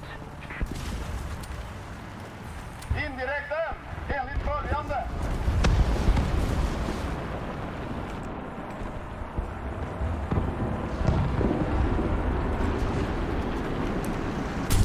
Ah, damn it.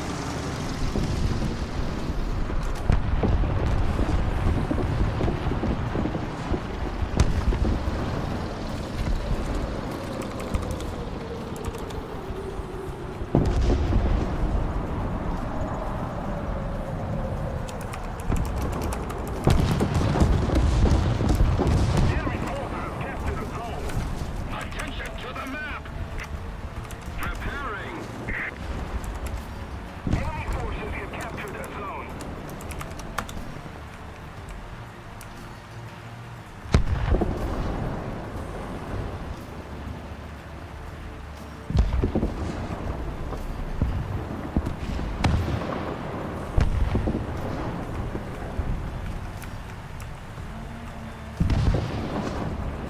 Attention to the map.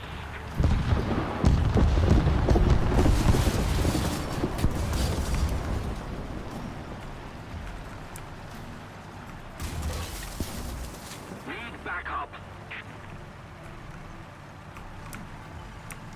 I want to help out the M4A4, but I should also capture the point. Somebody's coming this way. They're right here.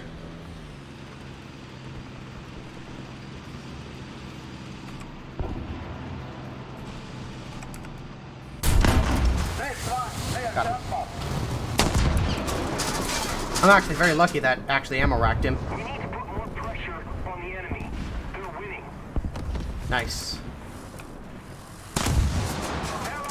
That is the benefit of turning up other vehicles' volume or other players' volumes and turning down your own. You hear that MA33 is coming soon, as well as heat stock and APFSDS going to tier 1 for the highest tier tanks. Yeah, I heard about that. I'm very, very happy about. I'm very, very excited to see that coming. Because honestly, it's some of the top tier grinds are really ridiculous. They're unnecessarily they are ridiculously difficult for what they are. Like, there's no real reason that some vehicles should have APFSDS stock and others have to grind heat to like tier 4 or something like that in their modifications menu. It's rather ridiculous. Also, the fact that the IPM1 is getting M833 is very nice. I am very much looking forward to that. Because quite frankly, the IPM1 needs to be a lot more competitive. And its M774 just isn't going to cut it. Like, is the standard M1 Abrams, like the very first one, still a 10.0? I'm pretty certain it is.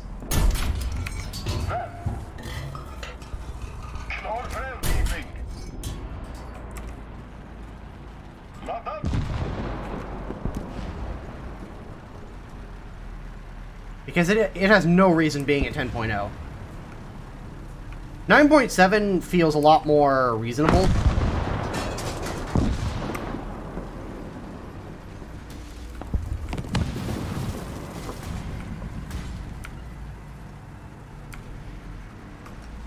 The enemy is winning. We've got to counterattack. 9.7 feels a lot more reasonable for the first M1 Abrams. M60 AMBT. What about it? I think it's perfectly fine at 9.7. It wasn't competitive at 10.0. It simply wasn't. Enemy forces have captured a zone.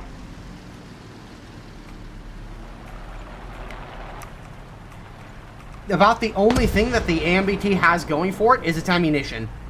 Outside of that, it doesn't have commander's thermals. It doesn't. It's a huge profile. It's a huge target. It doesn't have any armor to protect itself. Like, yeah, it's got that cage armor, but in virtually every test I've done, and in most cases that I've been hit with heat rounds, which is supposed to stop, they just go straight through anyways. Like, it's not a good system. Yeah, and you can change to that view, but it's not quite the same thing.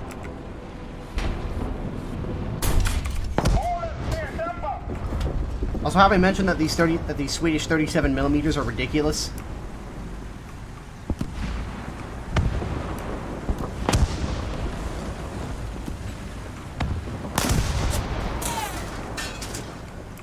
Would you agree that the Abrams M1 goes to 9.7, M1 IP to 10.0, or both to 9.7? I think with the M8, I think once the M1 IP gets M833 added to it, then it'll be fine at 10.0. Although you could. We've captured most of the strategic zones. Simply because. Well, I mean, I think the biggest thing that will keep the M1 IP competitive is its mobility.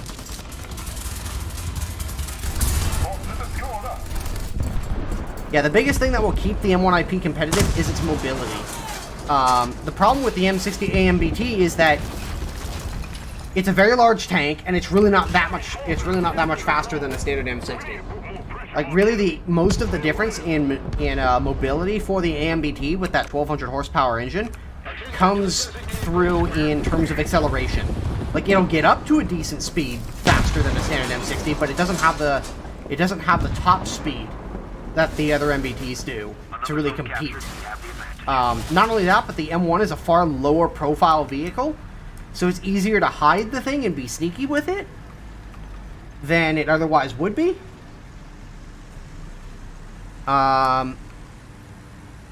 Whereas the AMBT is just a giant lumbering target with no armor.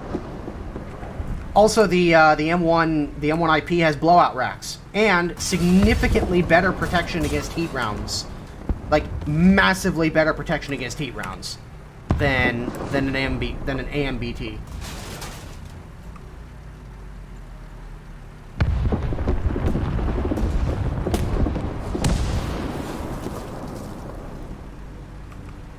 I mean, I think the AMBT is fine at 9.7, but I think the M1 IP is okay at 10.0.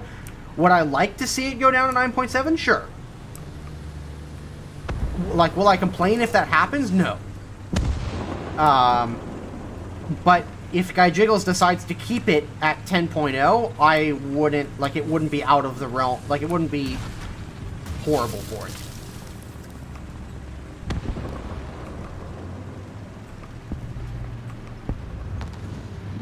Yeah, if it doesn't get M833, then I would say drop it to 9.7. But they've already confirmed they're going to give it M833, so I don't know. We'll have to see what the performance of M833 is.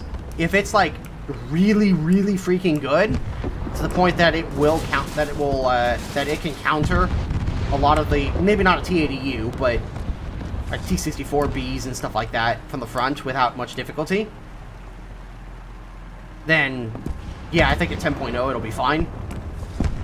But if M833 really isn't much of a change, like if it's not really that much of a substantial upgrade from M774, then, and by extension M735, then yeah, you could drop it to 9.7. What is M833? It's an improvement. It's an improved 105mm AP FSDS round. So it's more powerful than the M774 round. It's also depleted. It's also technically depleted uranium, although I don't think Guy Jiggles makes any distinction.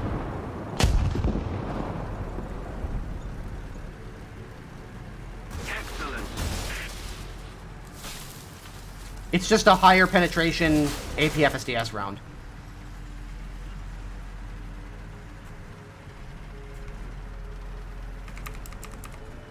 Is this the summer event tank? Not this specific vehicle. I was playing it earlier, but I died.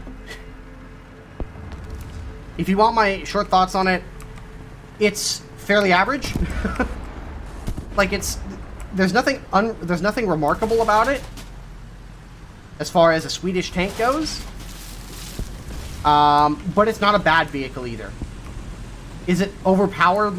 Is it ridiculously good, like the Pack Wagon, and like really, really scalable between the tiers? Like, can you bring it into like tier 5 games and expect to kick ass with it? No. No, it's nothing like that. It's a really crappy. It doesn't even really compare to the Sherman at all. It doesn't have anywhere near the armor, but it feels like I'm playing a short-barreled Panzer IV with better pen. Not long-barreled Panzer IV penetration. Not Pack 40 penetration. But definitely better penetration than a definitely better penetration than a short-barreled Panzer IV's AP round.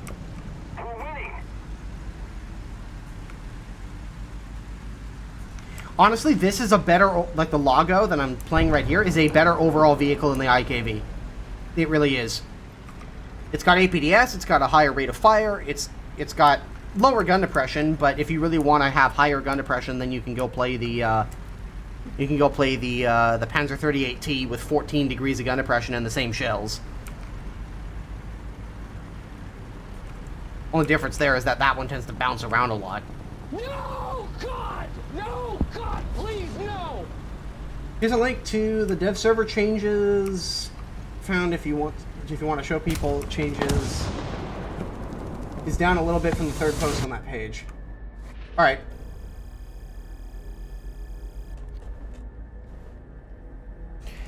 So yeah, again,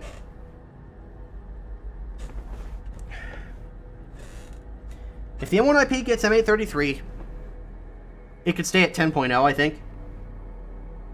Like, it's good enough to stay at 10. It should be okay enough to stay at 10.0. If it doesn't, it definitely needs to go down to 9.7. Because the M1 Abrams, the very first M1 Abrams, is by no means equivalent to a Leopard 2A4. It's really closer to a Leopard 2K in terms of its actual performance. And in some ways, I think the Leopard 2K is still better. The Swedish... Yeah, the Leopard 2A4 with the L44 and the improved ammunition is significantly better than the standard M1 Abrams, which is basic. The standard M1 Abrams has the same ammunition loadout as the M60A3 TTS, And the TTS is a very good vehicle, but it's a whole battle rating lower.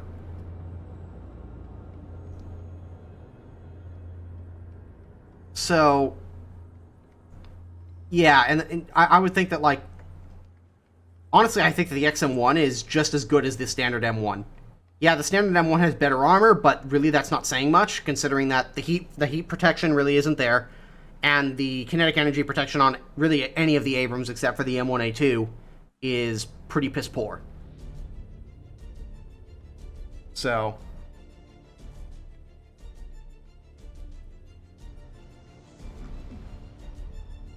it does give the penetration data. Well, let's see. What do we got here?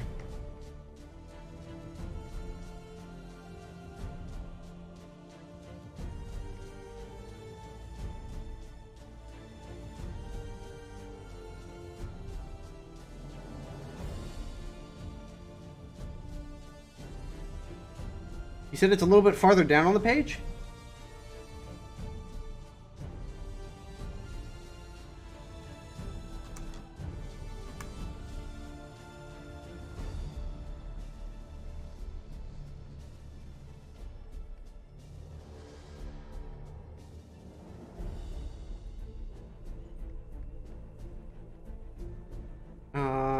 Let's see.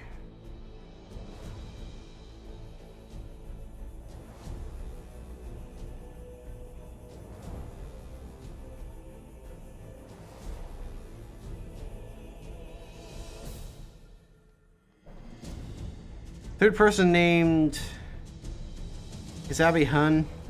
All right.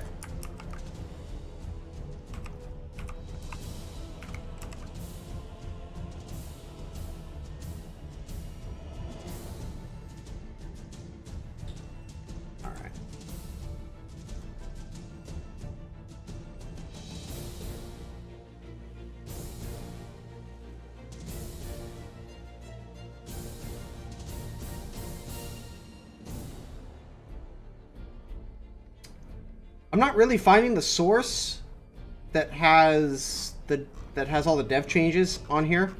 If you can find that for me and just send it to me over Discord, then I can pull it up. But I'm not finding it here. Or I'm not finding the specific source.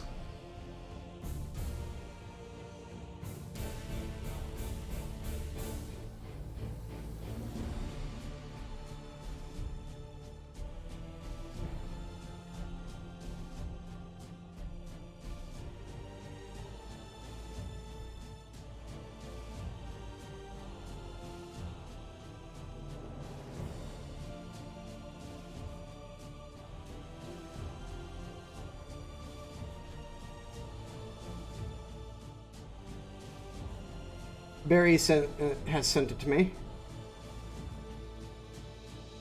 My shitty laptop will actually load. Oh my lord.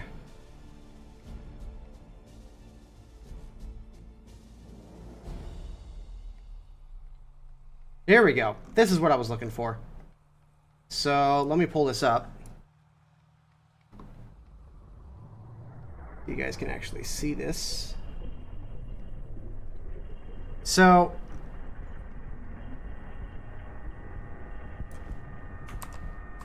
we zoom this in a little bit.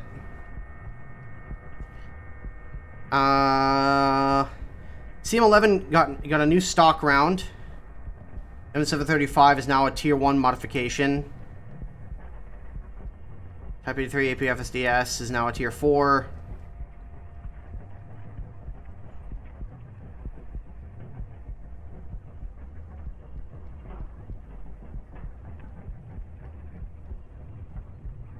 So yeah, it looks like a lot of the top tier APFSDS rounds have now been moved to tier 1, which makes a lot of sense. Taro Wormore, new stock round. EN23 APFSDS. It's now a tier 1 modification. So it looks like a lot of the tanks that have APFSDS stock are going to be getting their top tier APFSDS rounds as tier 1s, and a few vehicles are it look like they're going to be losing, or no, it looks like they're going to be replacing the heat, like removing the heat from the modifications and giving that to them stock, and then making the upgraded ammunition just the top APFSDS round. Interesting.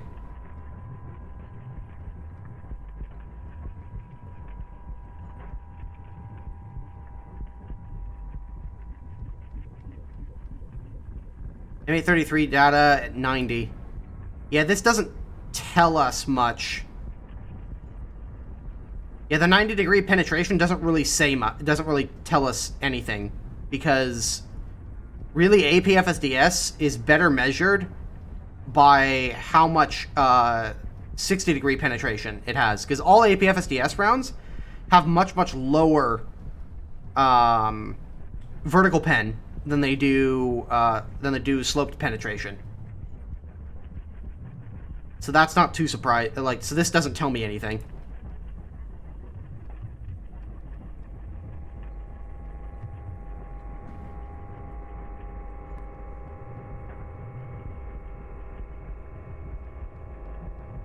Look at the edit link. I think you mean that.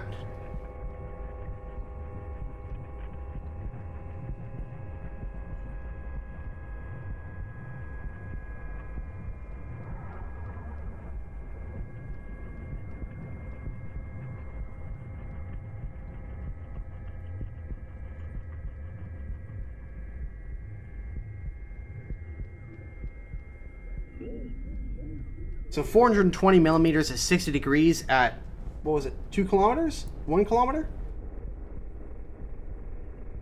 Ta-da! Laborcan, thanks for the 50 bucks, or thanks for the $5, man. Really enjoy your videos and streams because I know you. I am assuming you get 5 kills from me next week. I will try, but no guarantees. So published line of sight values, 2 kilometers, 60 degrees is 420 millimeters. That's pretty insane. Do we have anything that's even on par with that?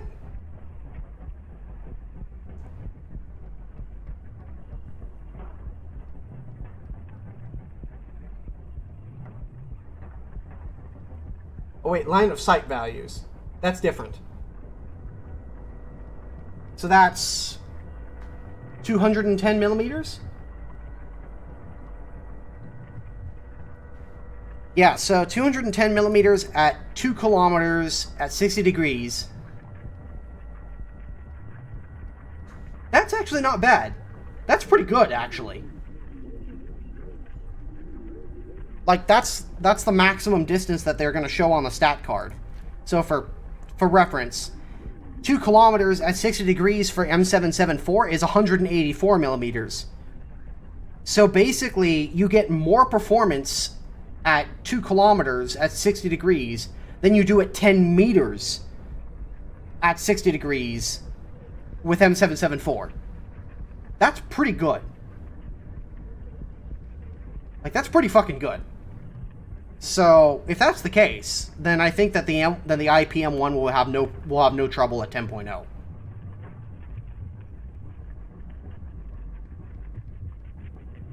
Yeah, I'm aware, Red Tip.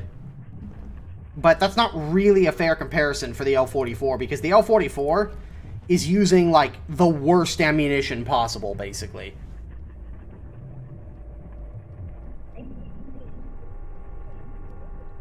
So,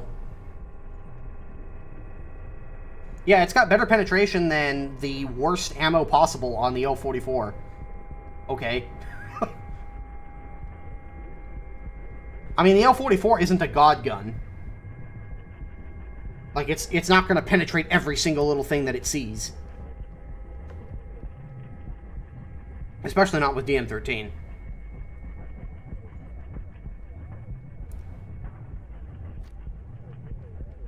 Alright, I think what we'll do is we'll play a couple more games here, and then we're going to go ahead and call the stream. Because I really want to set up that VESA mount. Either that, or what I'll do is I will, like, transition it to a to like a VESA mount building stream or something. I don't know. We'll see.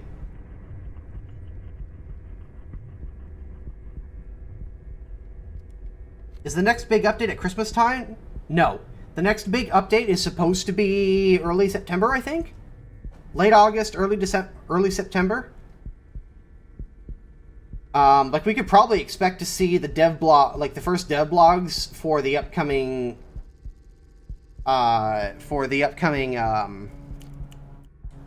update by next week at the very latest, based on patterns of the past. Will the Nexus have DM33? I think so. I think it said that it would.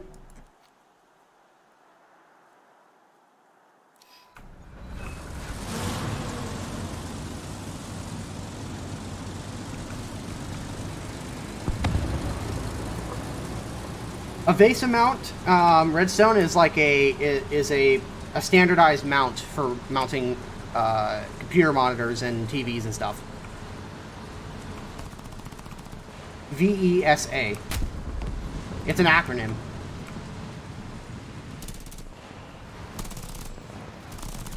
But yeah, I've got my VESA mount that arrived just after I started streaming, and I kind of want to get that set up because I want to get this stupid stand off my desk. So, you know, I have some, so that way I actually have some place to put my keyboard when I want to, like, sit at my desk and watch a movie or something. And, like, eat a meal.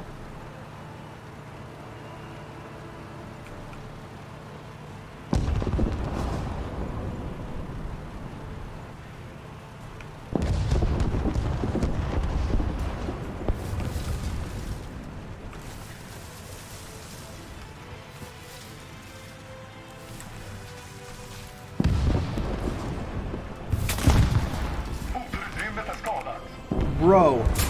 Oh shit, he just took out my gunner. Oh no. Oh no. Yeah, he got me. That was really poorly done on my part.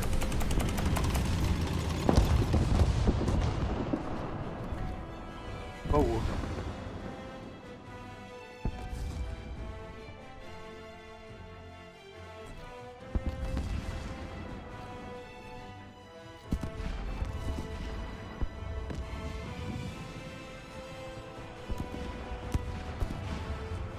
This is effectively the same tank. Hey, Appaloola. Long time no see.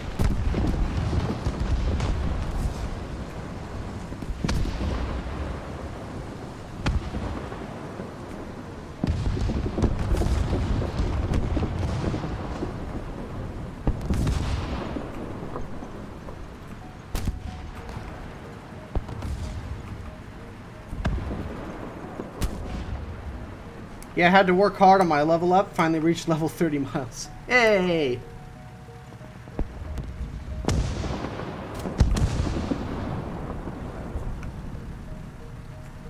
Congrats, Appaloola. Wait, you mean on the Discord, right?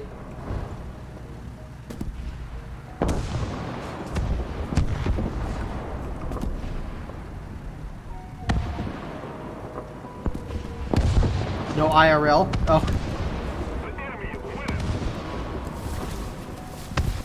Man, the fucking grind, the fucking real life grind, man. Like, it's... Everybody else pretty much agree with me that the real life grind is just too much. Like, whoever the fuck greenlit the real life grind just needs to go commit and die. Like, it's so difficult. You have to do all sorts of manual labor, man. It sucks.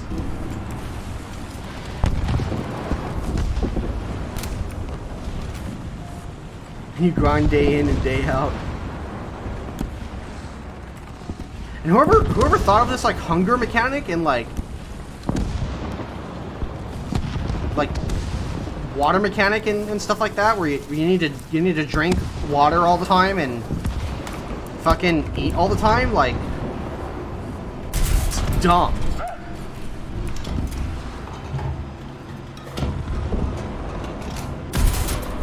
Are you shitting me?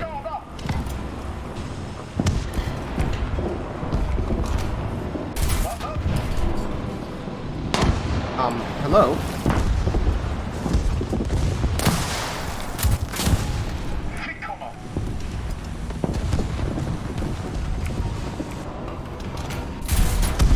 Are you? That's not where I would fucking aim.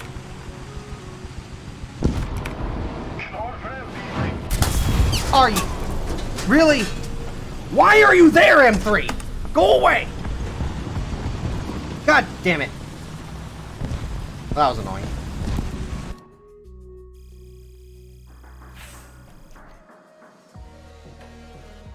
Oh, that was annoying.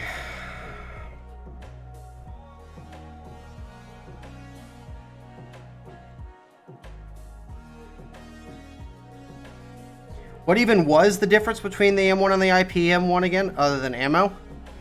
The IPM1 is basically the M1A1 without the 120.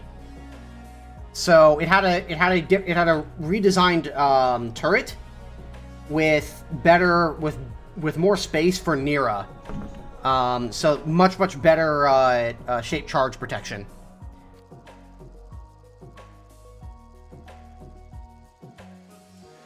As well as a number of other smaller features. The fire control system got an upgrade, and a few other things.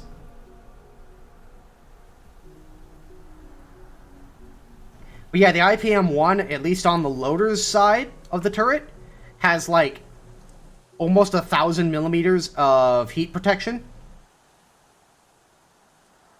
So it's significantly better.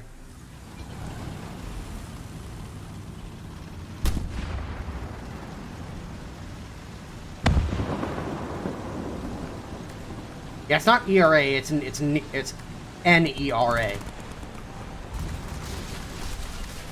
Non-explosive reactive armor.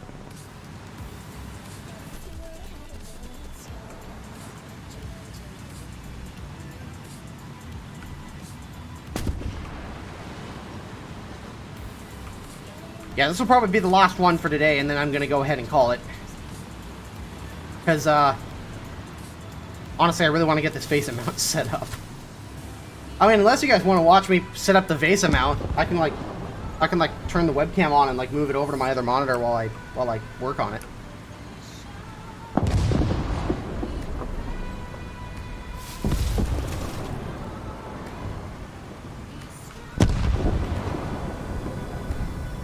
I'd have to go get a screwdriver.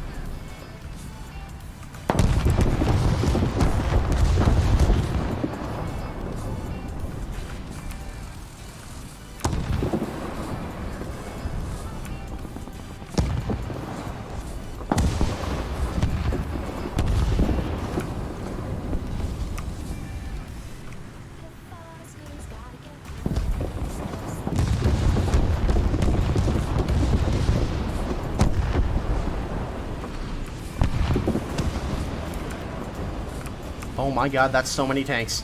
Enemy forces have captured a zone. Can I get away with this? Not really. Not without heavily exposing myself.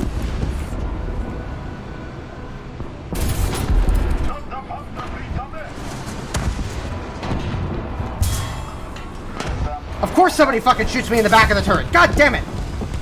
Yeah! God fucking damn it. I knew that was going to be a risky position, but I was hoping I could get away with it.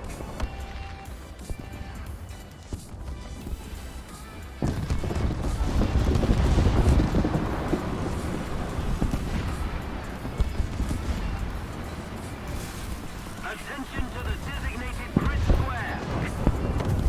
Oh, it's that guy.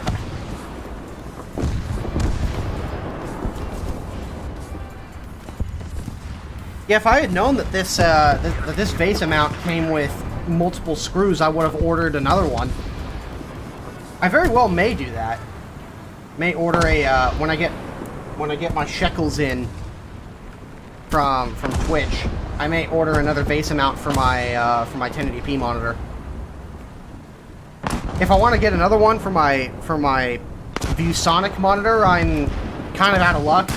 I'm gonna have to get a brand new monitor in general, Because this ViewSonic I have is like from 2005, and VESA I don't think it was even a thing yet.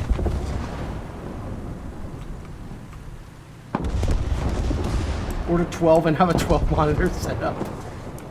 Yes. One monitor for each program. If I don't have a dedicated Discord monitor, I'm rioting. Like, dedicated Chrome tab monitor.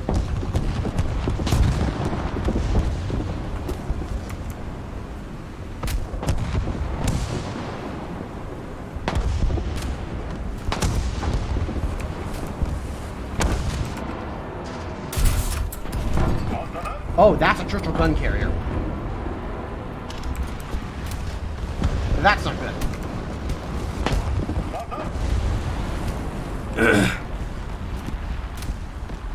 Sengeli is just sitting there like, get on my level, scrub. Seriously, Sengeli is like 6 or 7 monitors. It's ridiculous. Like, bro. Why do you need... Oh, okay, well. Same guy. Of course, he's driving a T126.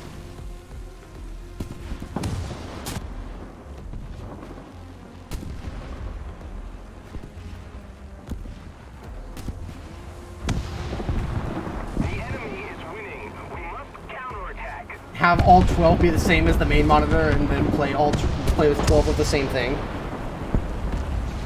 Oh no. You know, I wonder how well War Thunder would work in ultra-wide mode. Like, you get one of those, like, huge fucking ultra-wide monitors that, like, span the entire desk.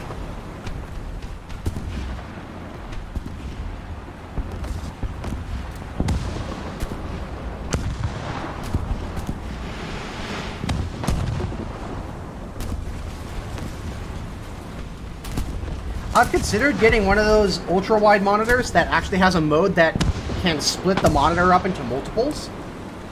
That would be pretty neat.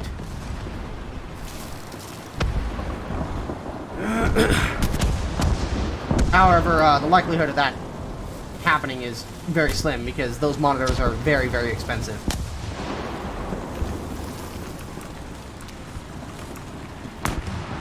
Yeah, only a few games run well in ultra-wide mode. So in some ways, it's just way more hassle than it's worth. Okay, I was gonna say, I could have sworn there was a tank there.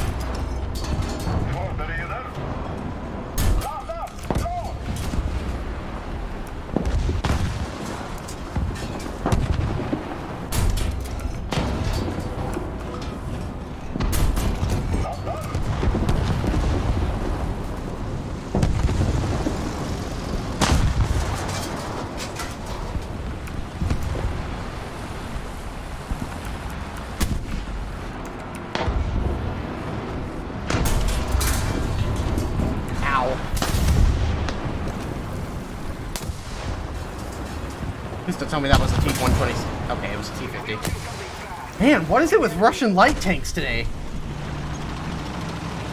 Oh well, that's all the vehicles I've got. Alright, here's what I'm gonna do. I'm gonna set up the, get this VESA monitor set up. If I'm gonna do that though, I'm gonna need a screwdriver. So let me move my webcam over.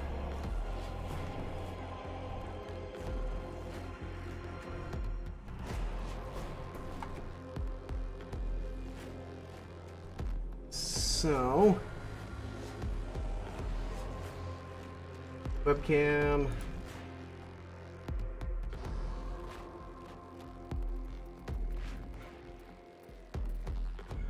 Turn off that stupid thing.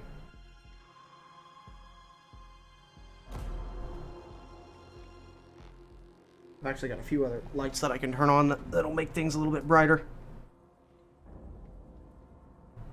There we go.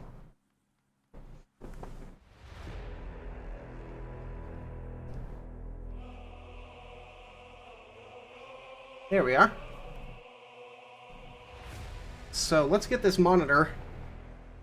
Let's go grab I'm gonna go grab a screwdriver real quick, and I will be right back.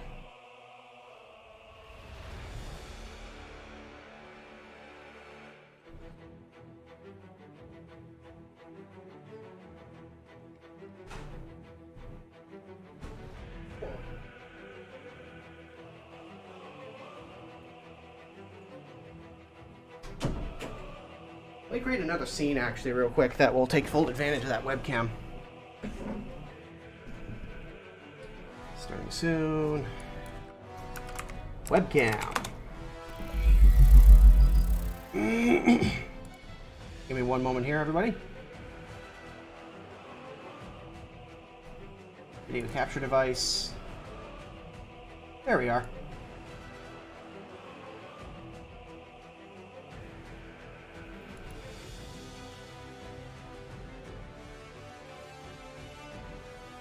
Actually, you know what? Let me remove this one so it doesn't have all the filters on it.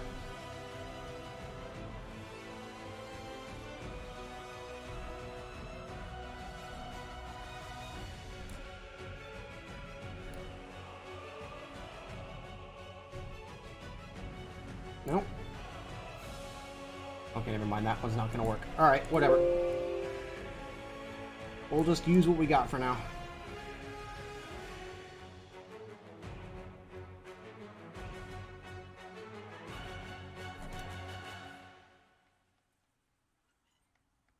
Alright, have a good one, Hapalula.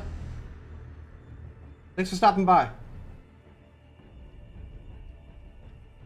Filters... Turn the crop off. Hey, there we are. Okay, let's get this stupid thing unmounted. I'm gonna try and do this without disconnecting any of the cables. Where the hell am I gonna put my key? I guess I'm just gonna awkwardly stick my keyboard over there.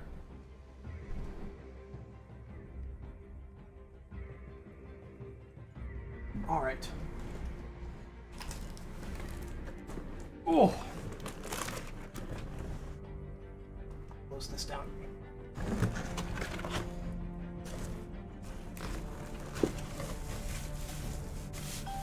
We have a pole.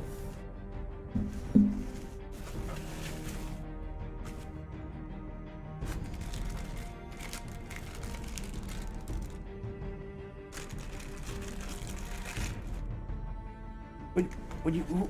Can you recommend me USA Tech Tree RTB with air 3.0 to 3.7 with airplanes, please? I don't know what you mean by RTB, but I'm not really I don't really play aircraft. I'm really a tanker, so I'm going to be a very limited help to you.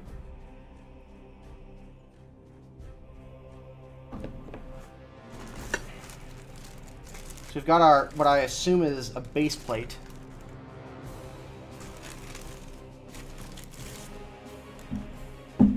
And whatever the hell this thing is.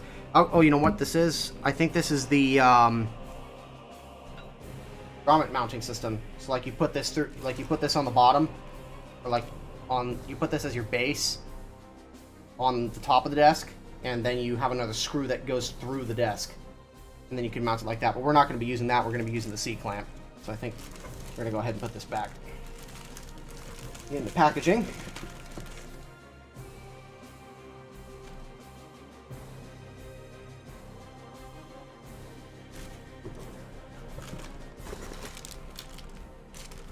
This, I don't know what this is, but we'll find out.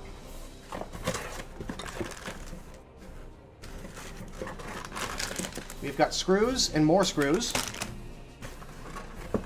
And the actual VESA mount itself. So we're going to need to put this onto the back of the monitor.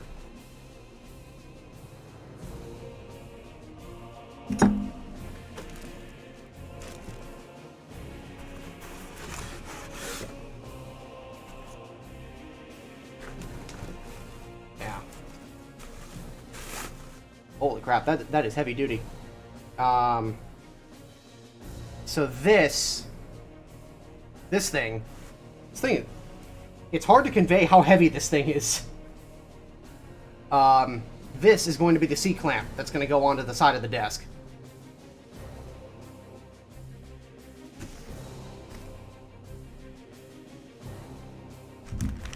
Yeah, if you guys are wondering what the hell I'm doing, we're putting one of these together for my main 1440p monitor.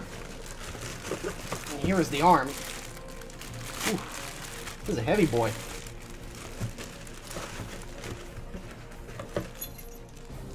And good, they come with Allen. They come with Allen keys and such.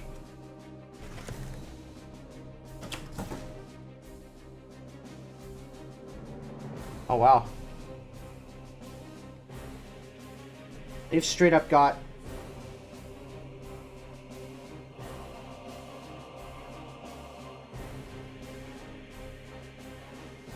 what's it called?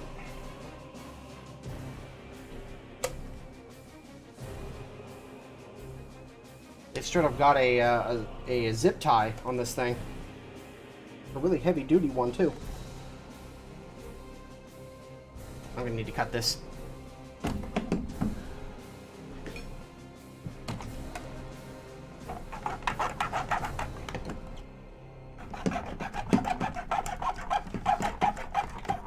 There we go. Whoa. It's under spring pressure too.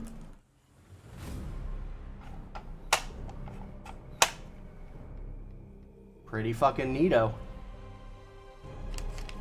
And so the mount will slide on like that, and there will be a screw to secure it in place so that this won't just slide off the first time you try and push the monitor up. Interesting.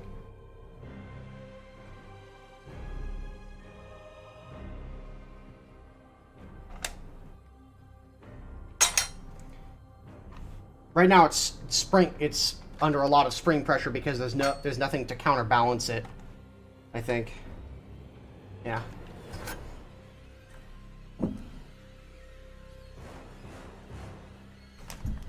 So this over here for now.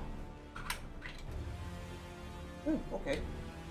And there's a cable management thing on it.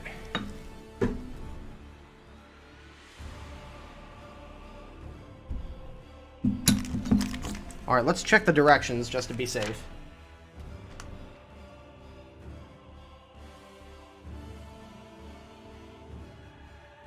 Okay, so that's screwed in.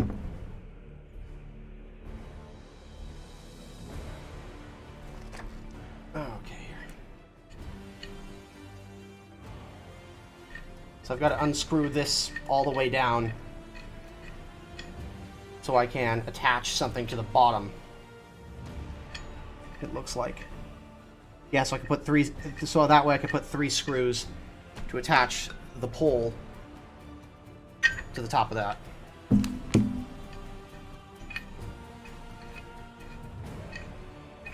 Riveting television, I know.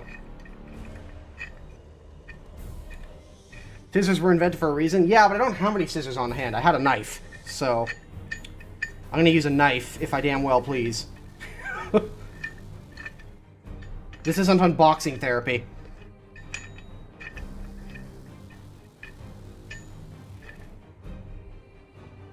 Okay. Alright, I think that's down far enough, I hope. I'm actually gonna keep going. Just so I have a little bit more space. Alright.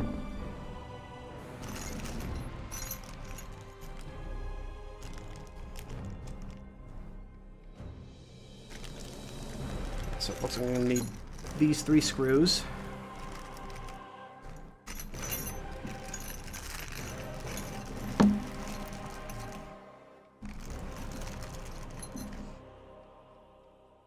These 3 screws to go into the bottom of this after feeding it through here.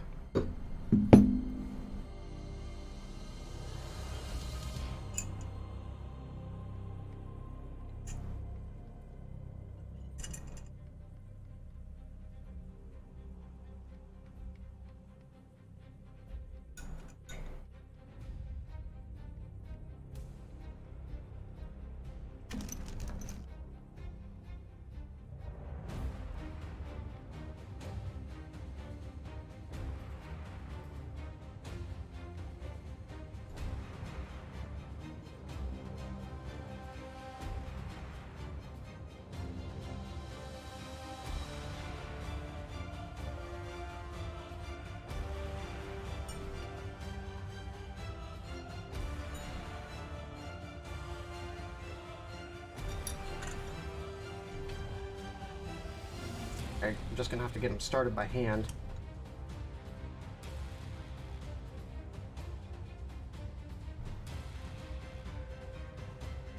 I think I'm starting it. Okay, you know what? Take the other two out, and I'll just start them one at a time.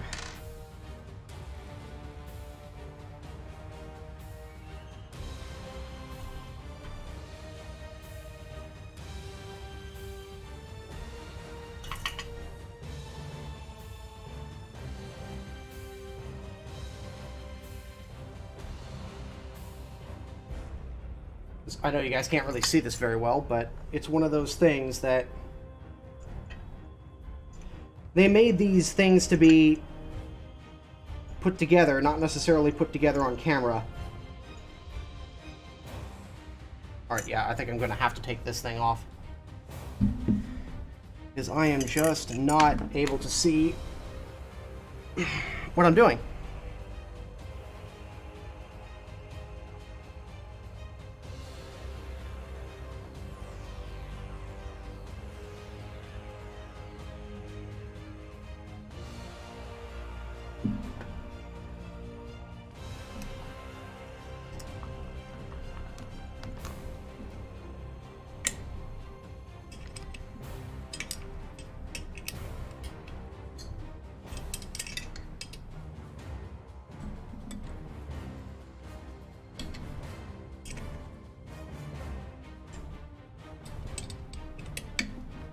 Oh, Jesus.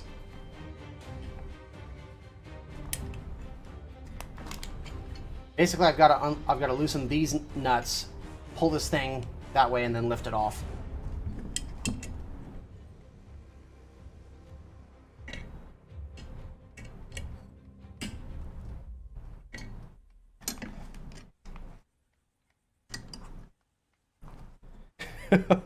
Miles was building a vase mount for his monitor so he can eat his chicken strips and chill at the same time. More like 8 cheeseburgers. I don't actually get chicken strips very much. Hey, there we go. Okay, so that should make things significantly easier. I hope.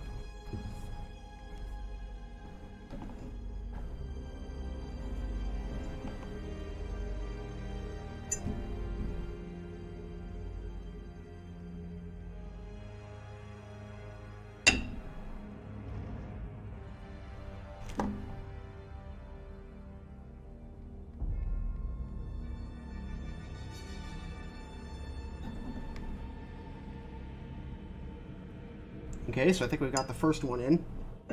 Yep. We got the first one started.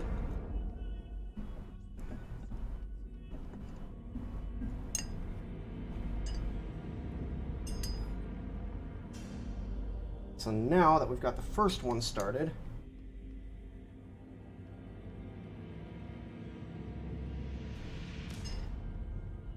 should be easier to start the other two.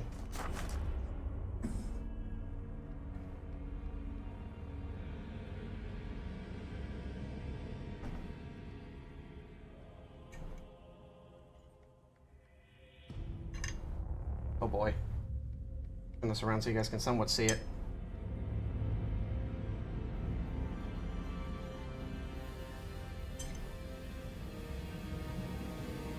I think the moderators should be able to update the Twitch title.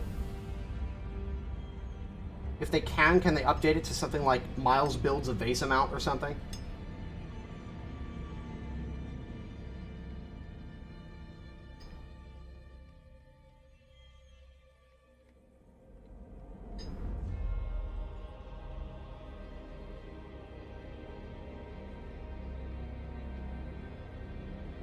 You don't want to know what the PC weighs. I do want to know what the PC weighs, actually. I imagine it weighs quite a bit.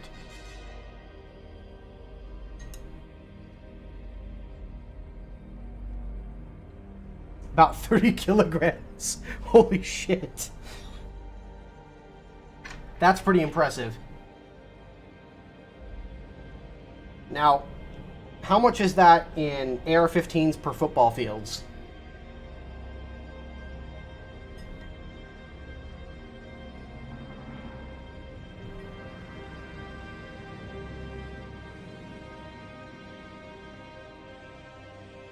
Brr. Fuck off, American.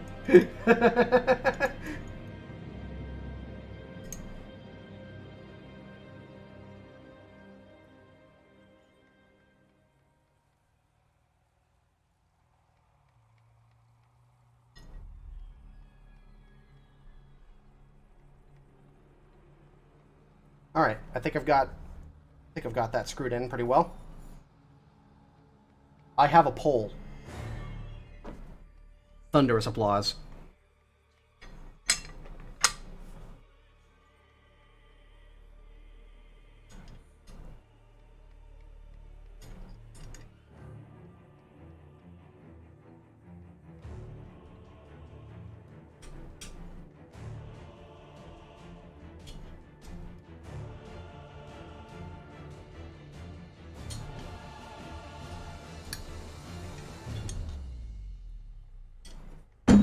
Oh boy. I am reattaching... Shit, did I just put that on the wrong way? I did. I put that on the wrong way. Oops! I'm good at this! Jesus fucking Christ. I was like, wait a second, I don't remember screwing it out that far only to have it that close. I'm smirked. Guys, just so you know, I am very much smirked. There we go. That's more like it.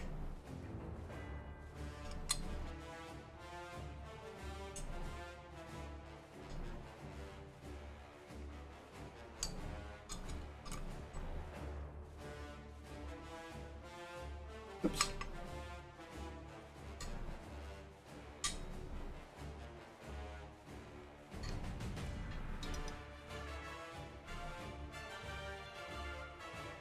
All right, that's tightened.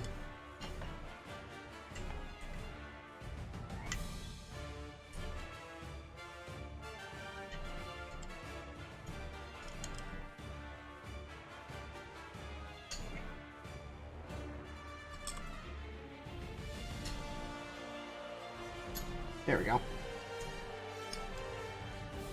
Alrighty. So now we have got the claw mount, or the C-clamp, all set up. My desk is actually rather thin, so I gotta screw this in quite a bit in order to get it to fit. There's only about that much. Less than an inch?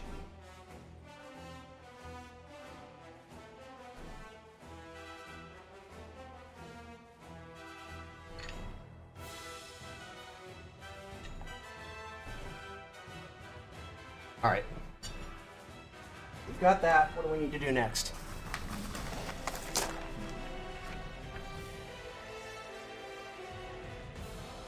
Okay, so it looks like they want us to secure it right now. So, give you guys a view of where I'm putting it. Move this light out of the way. Nope, nope, that didn't work.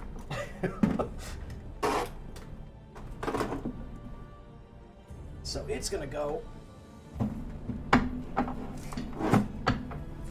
back here, like that. Now I gotta screw it in on the bottom.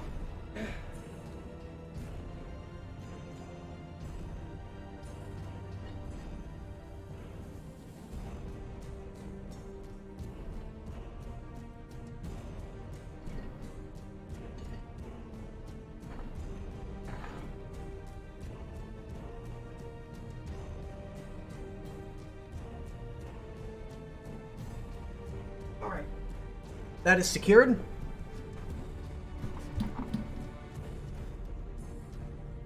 Alrighty.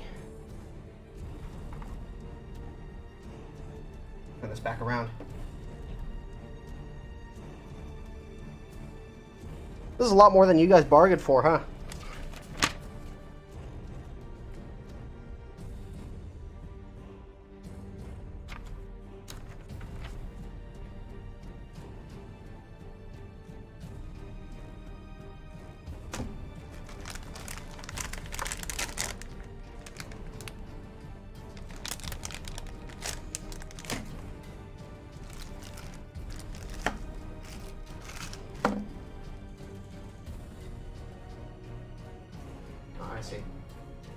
Okay.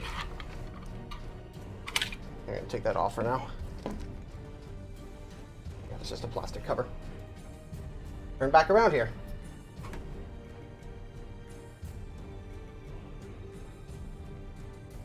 So now, I've got to untighten this big ass thing.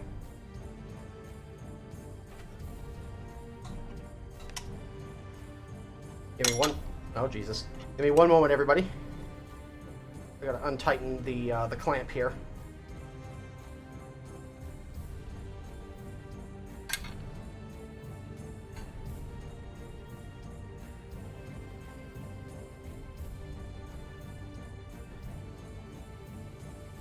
Then we're going to slide. Oops, one moment.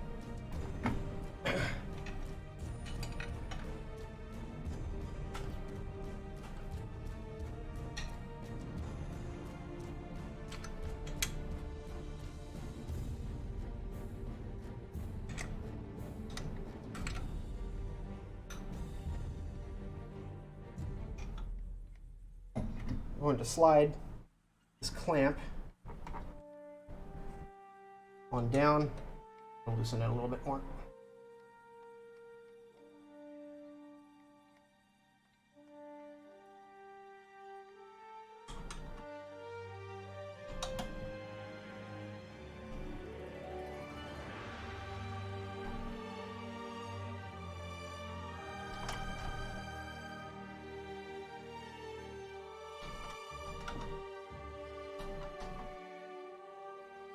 Good Lord, how much do I have to undo this? There we go.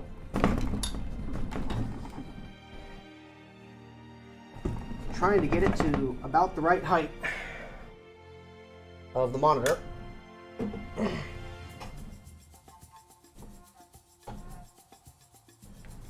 I may actually have to shift it over a little bit. To the, I may have to unscrew the base here and then move it over that way to get it to where I want it to be.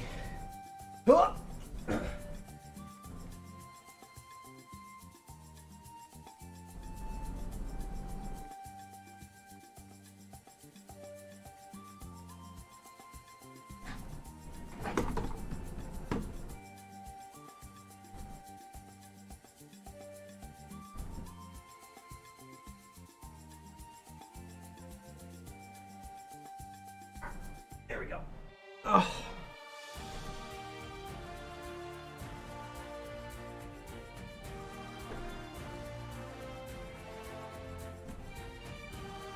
So now, apologies for the shaky camera. This thing is anything but stabilized. Now we got that all set up.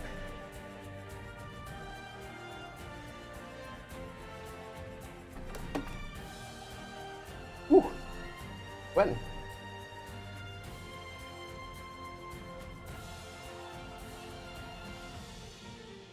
Epic Star Wars music in the background. Oh. Sometimes the Force wills it. Okay.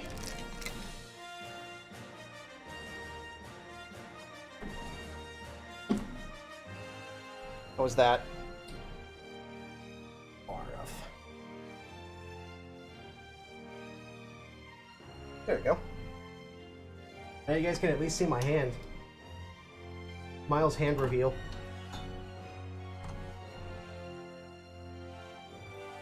As I struggle to screw this in.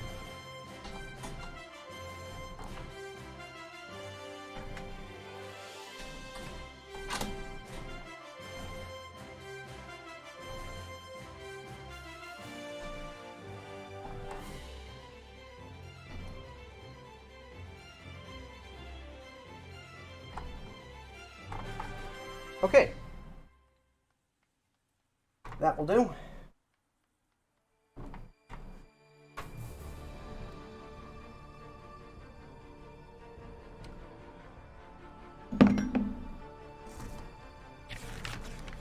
that on. Okay.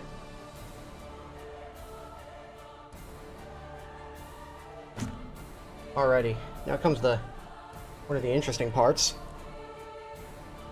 Have to move everything off the desk, and then I'm gonna have to lay the monitor face down.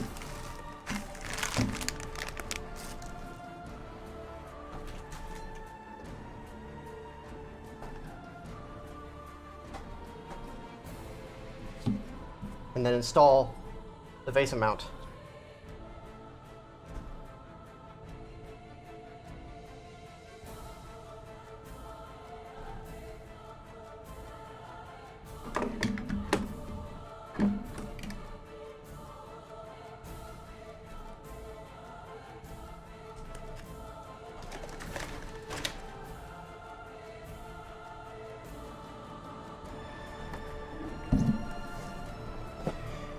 Hopefully I don't unplug anything. As you guys can see. No, not quite. That's a big monitor. It's fairly large.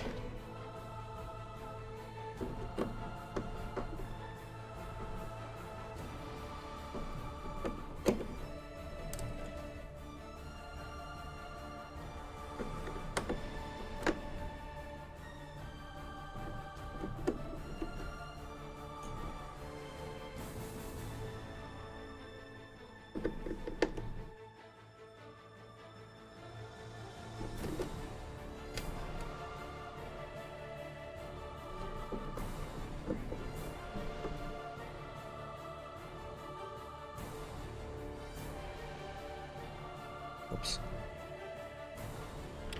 I just took out one of the one of the rear screws that I don't need to.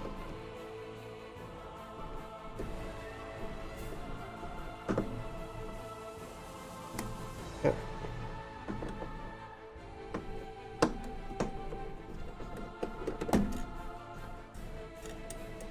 Come on.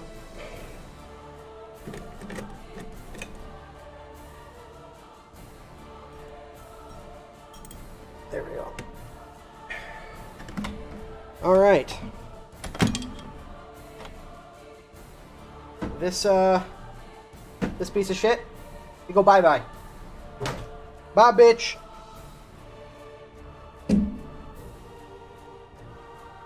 Now,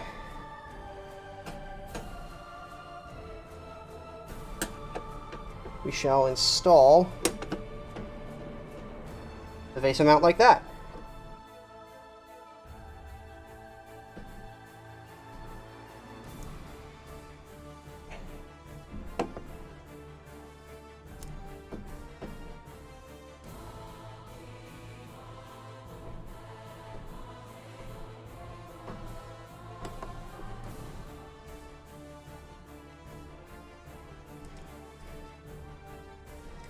Yeah, that's stupid. That stupid mount that I just tossed has taken up like over a third of my desk for the last 2 years. So happy to be rid of it. I should have done this a long time ago, but it only occurred to me that I should pick one of these things up rather recently.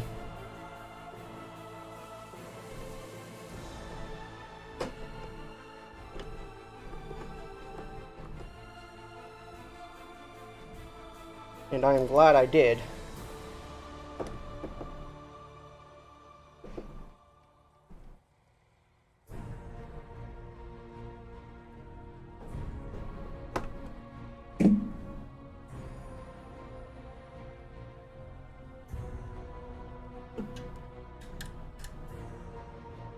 There's another one.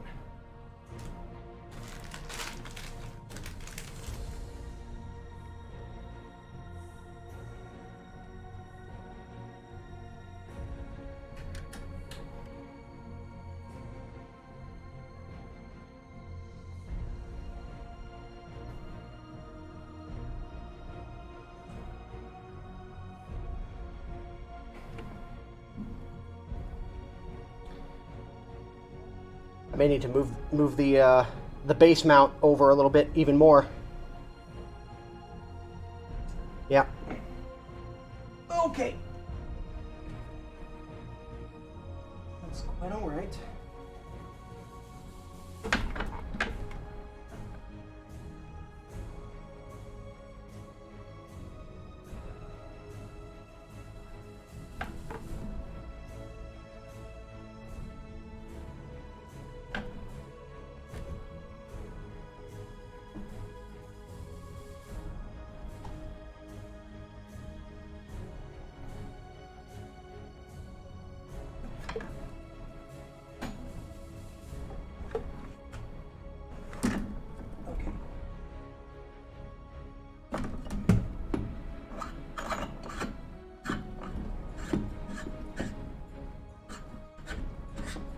Ignore all the terrible sounds coming from the bottom of my desk. Everything is fine. And I'm totally not trying to balance this thing precariously.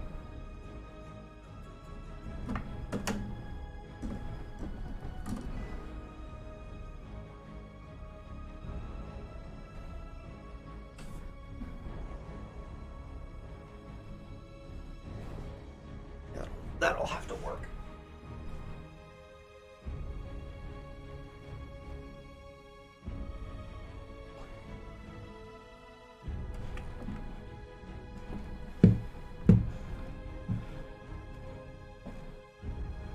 Oh, shit. I made a mistake.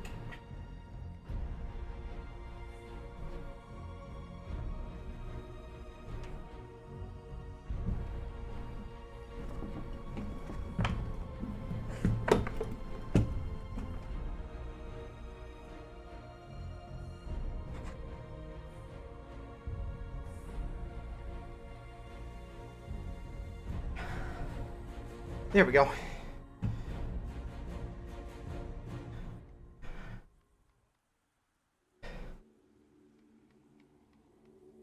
Oh. Oh my god. Just staring at the chat. Guys, chatception, am I right? Okay. Now, I'm going to do my best not to break my monitor. Slide it. Hey. There we go. Onto the VESA mount. Oh, that's leaning a lot.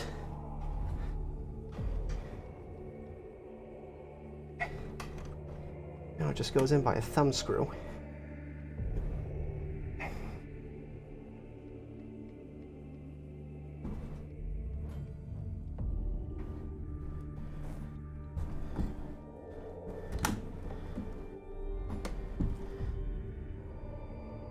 Oh god.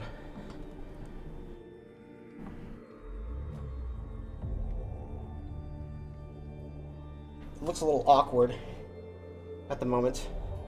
Kind of sticks out too far from the wall, so I'm going to have to move the base mount back over to where it originally was, I think, in order for it to be flush against the more flush against the wall.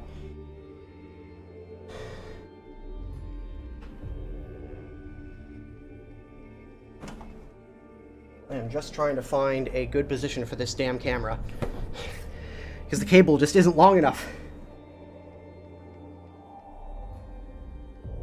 Okay.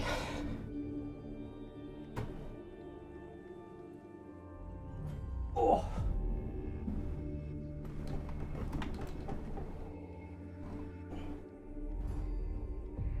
Actually, it occurs to me, you know what? If I'm going to try and move this, let's take the monitor off.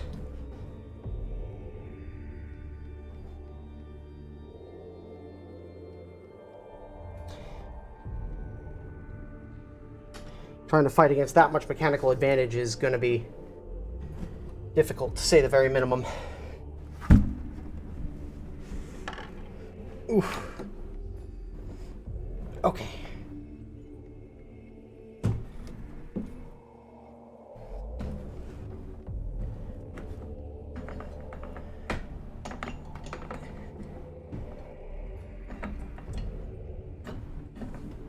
Okay.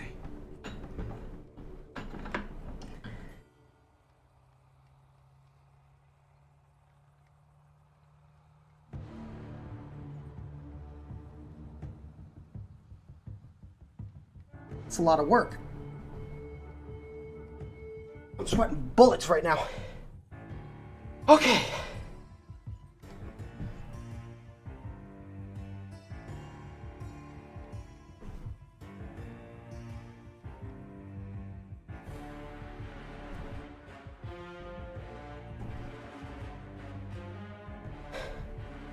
All right.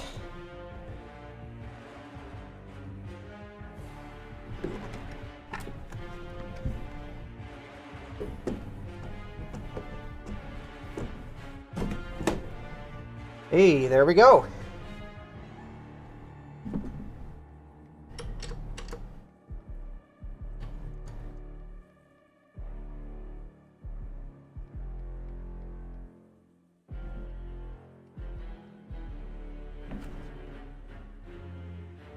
Okay. Holy shit, that's so much cleaner. Okay, hang on a second, guys. Oh, shit. I'm dropping things.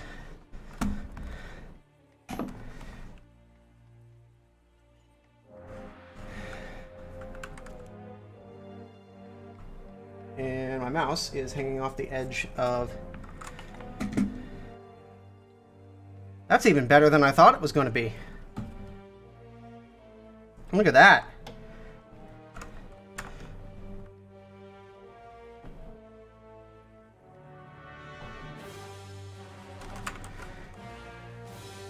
That's pretty slick. Oh, I've got all this desk space now. I don't even know what to do with it. Oh. There we have it, fellas. One slightly more painful vase mount. Sorry, I'm just making some adjustments.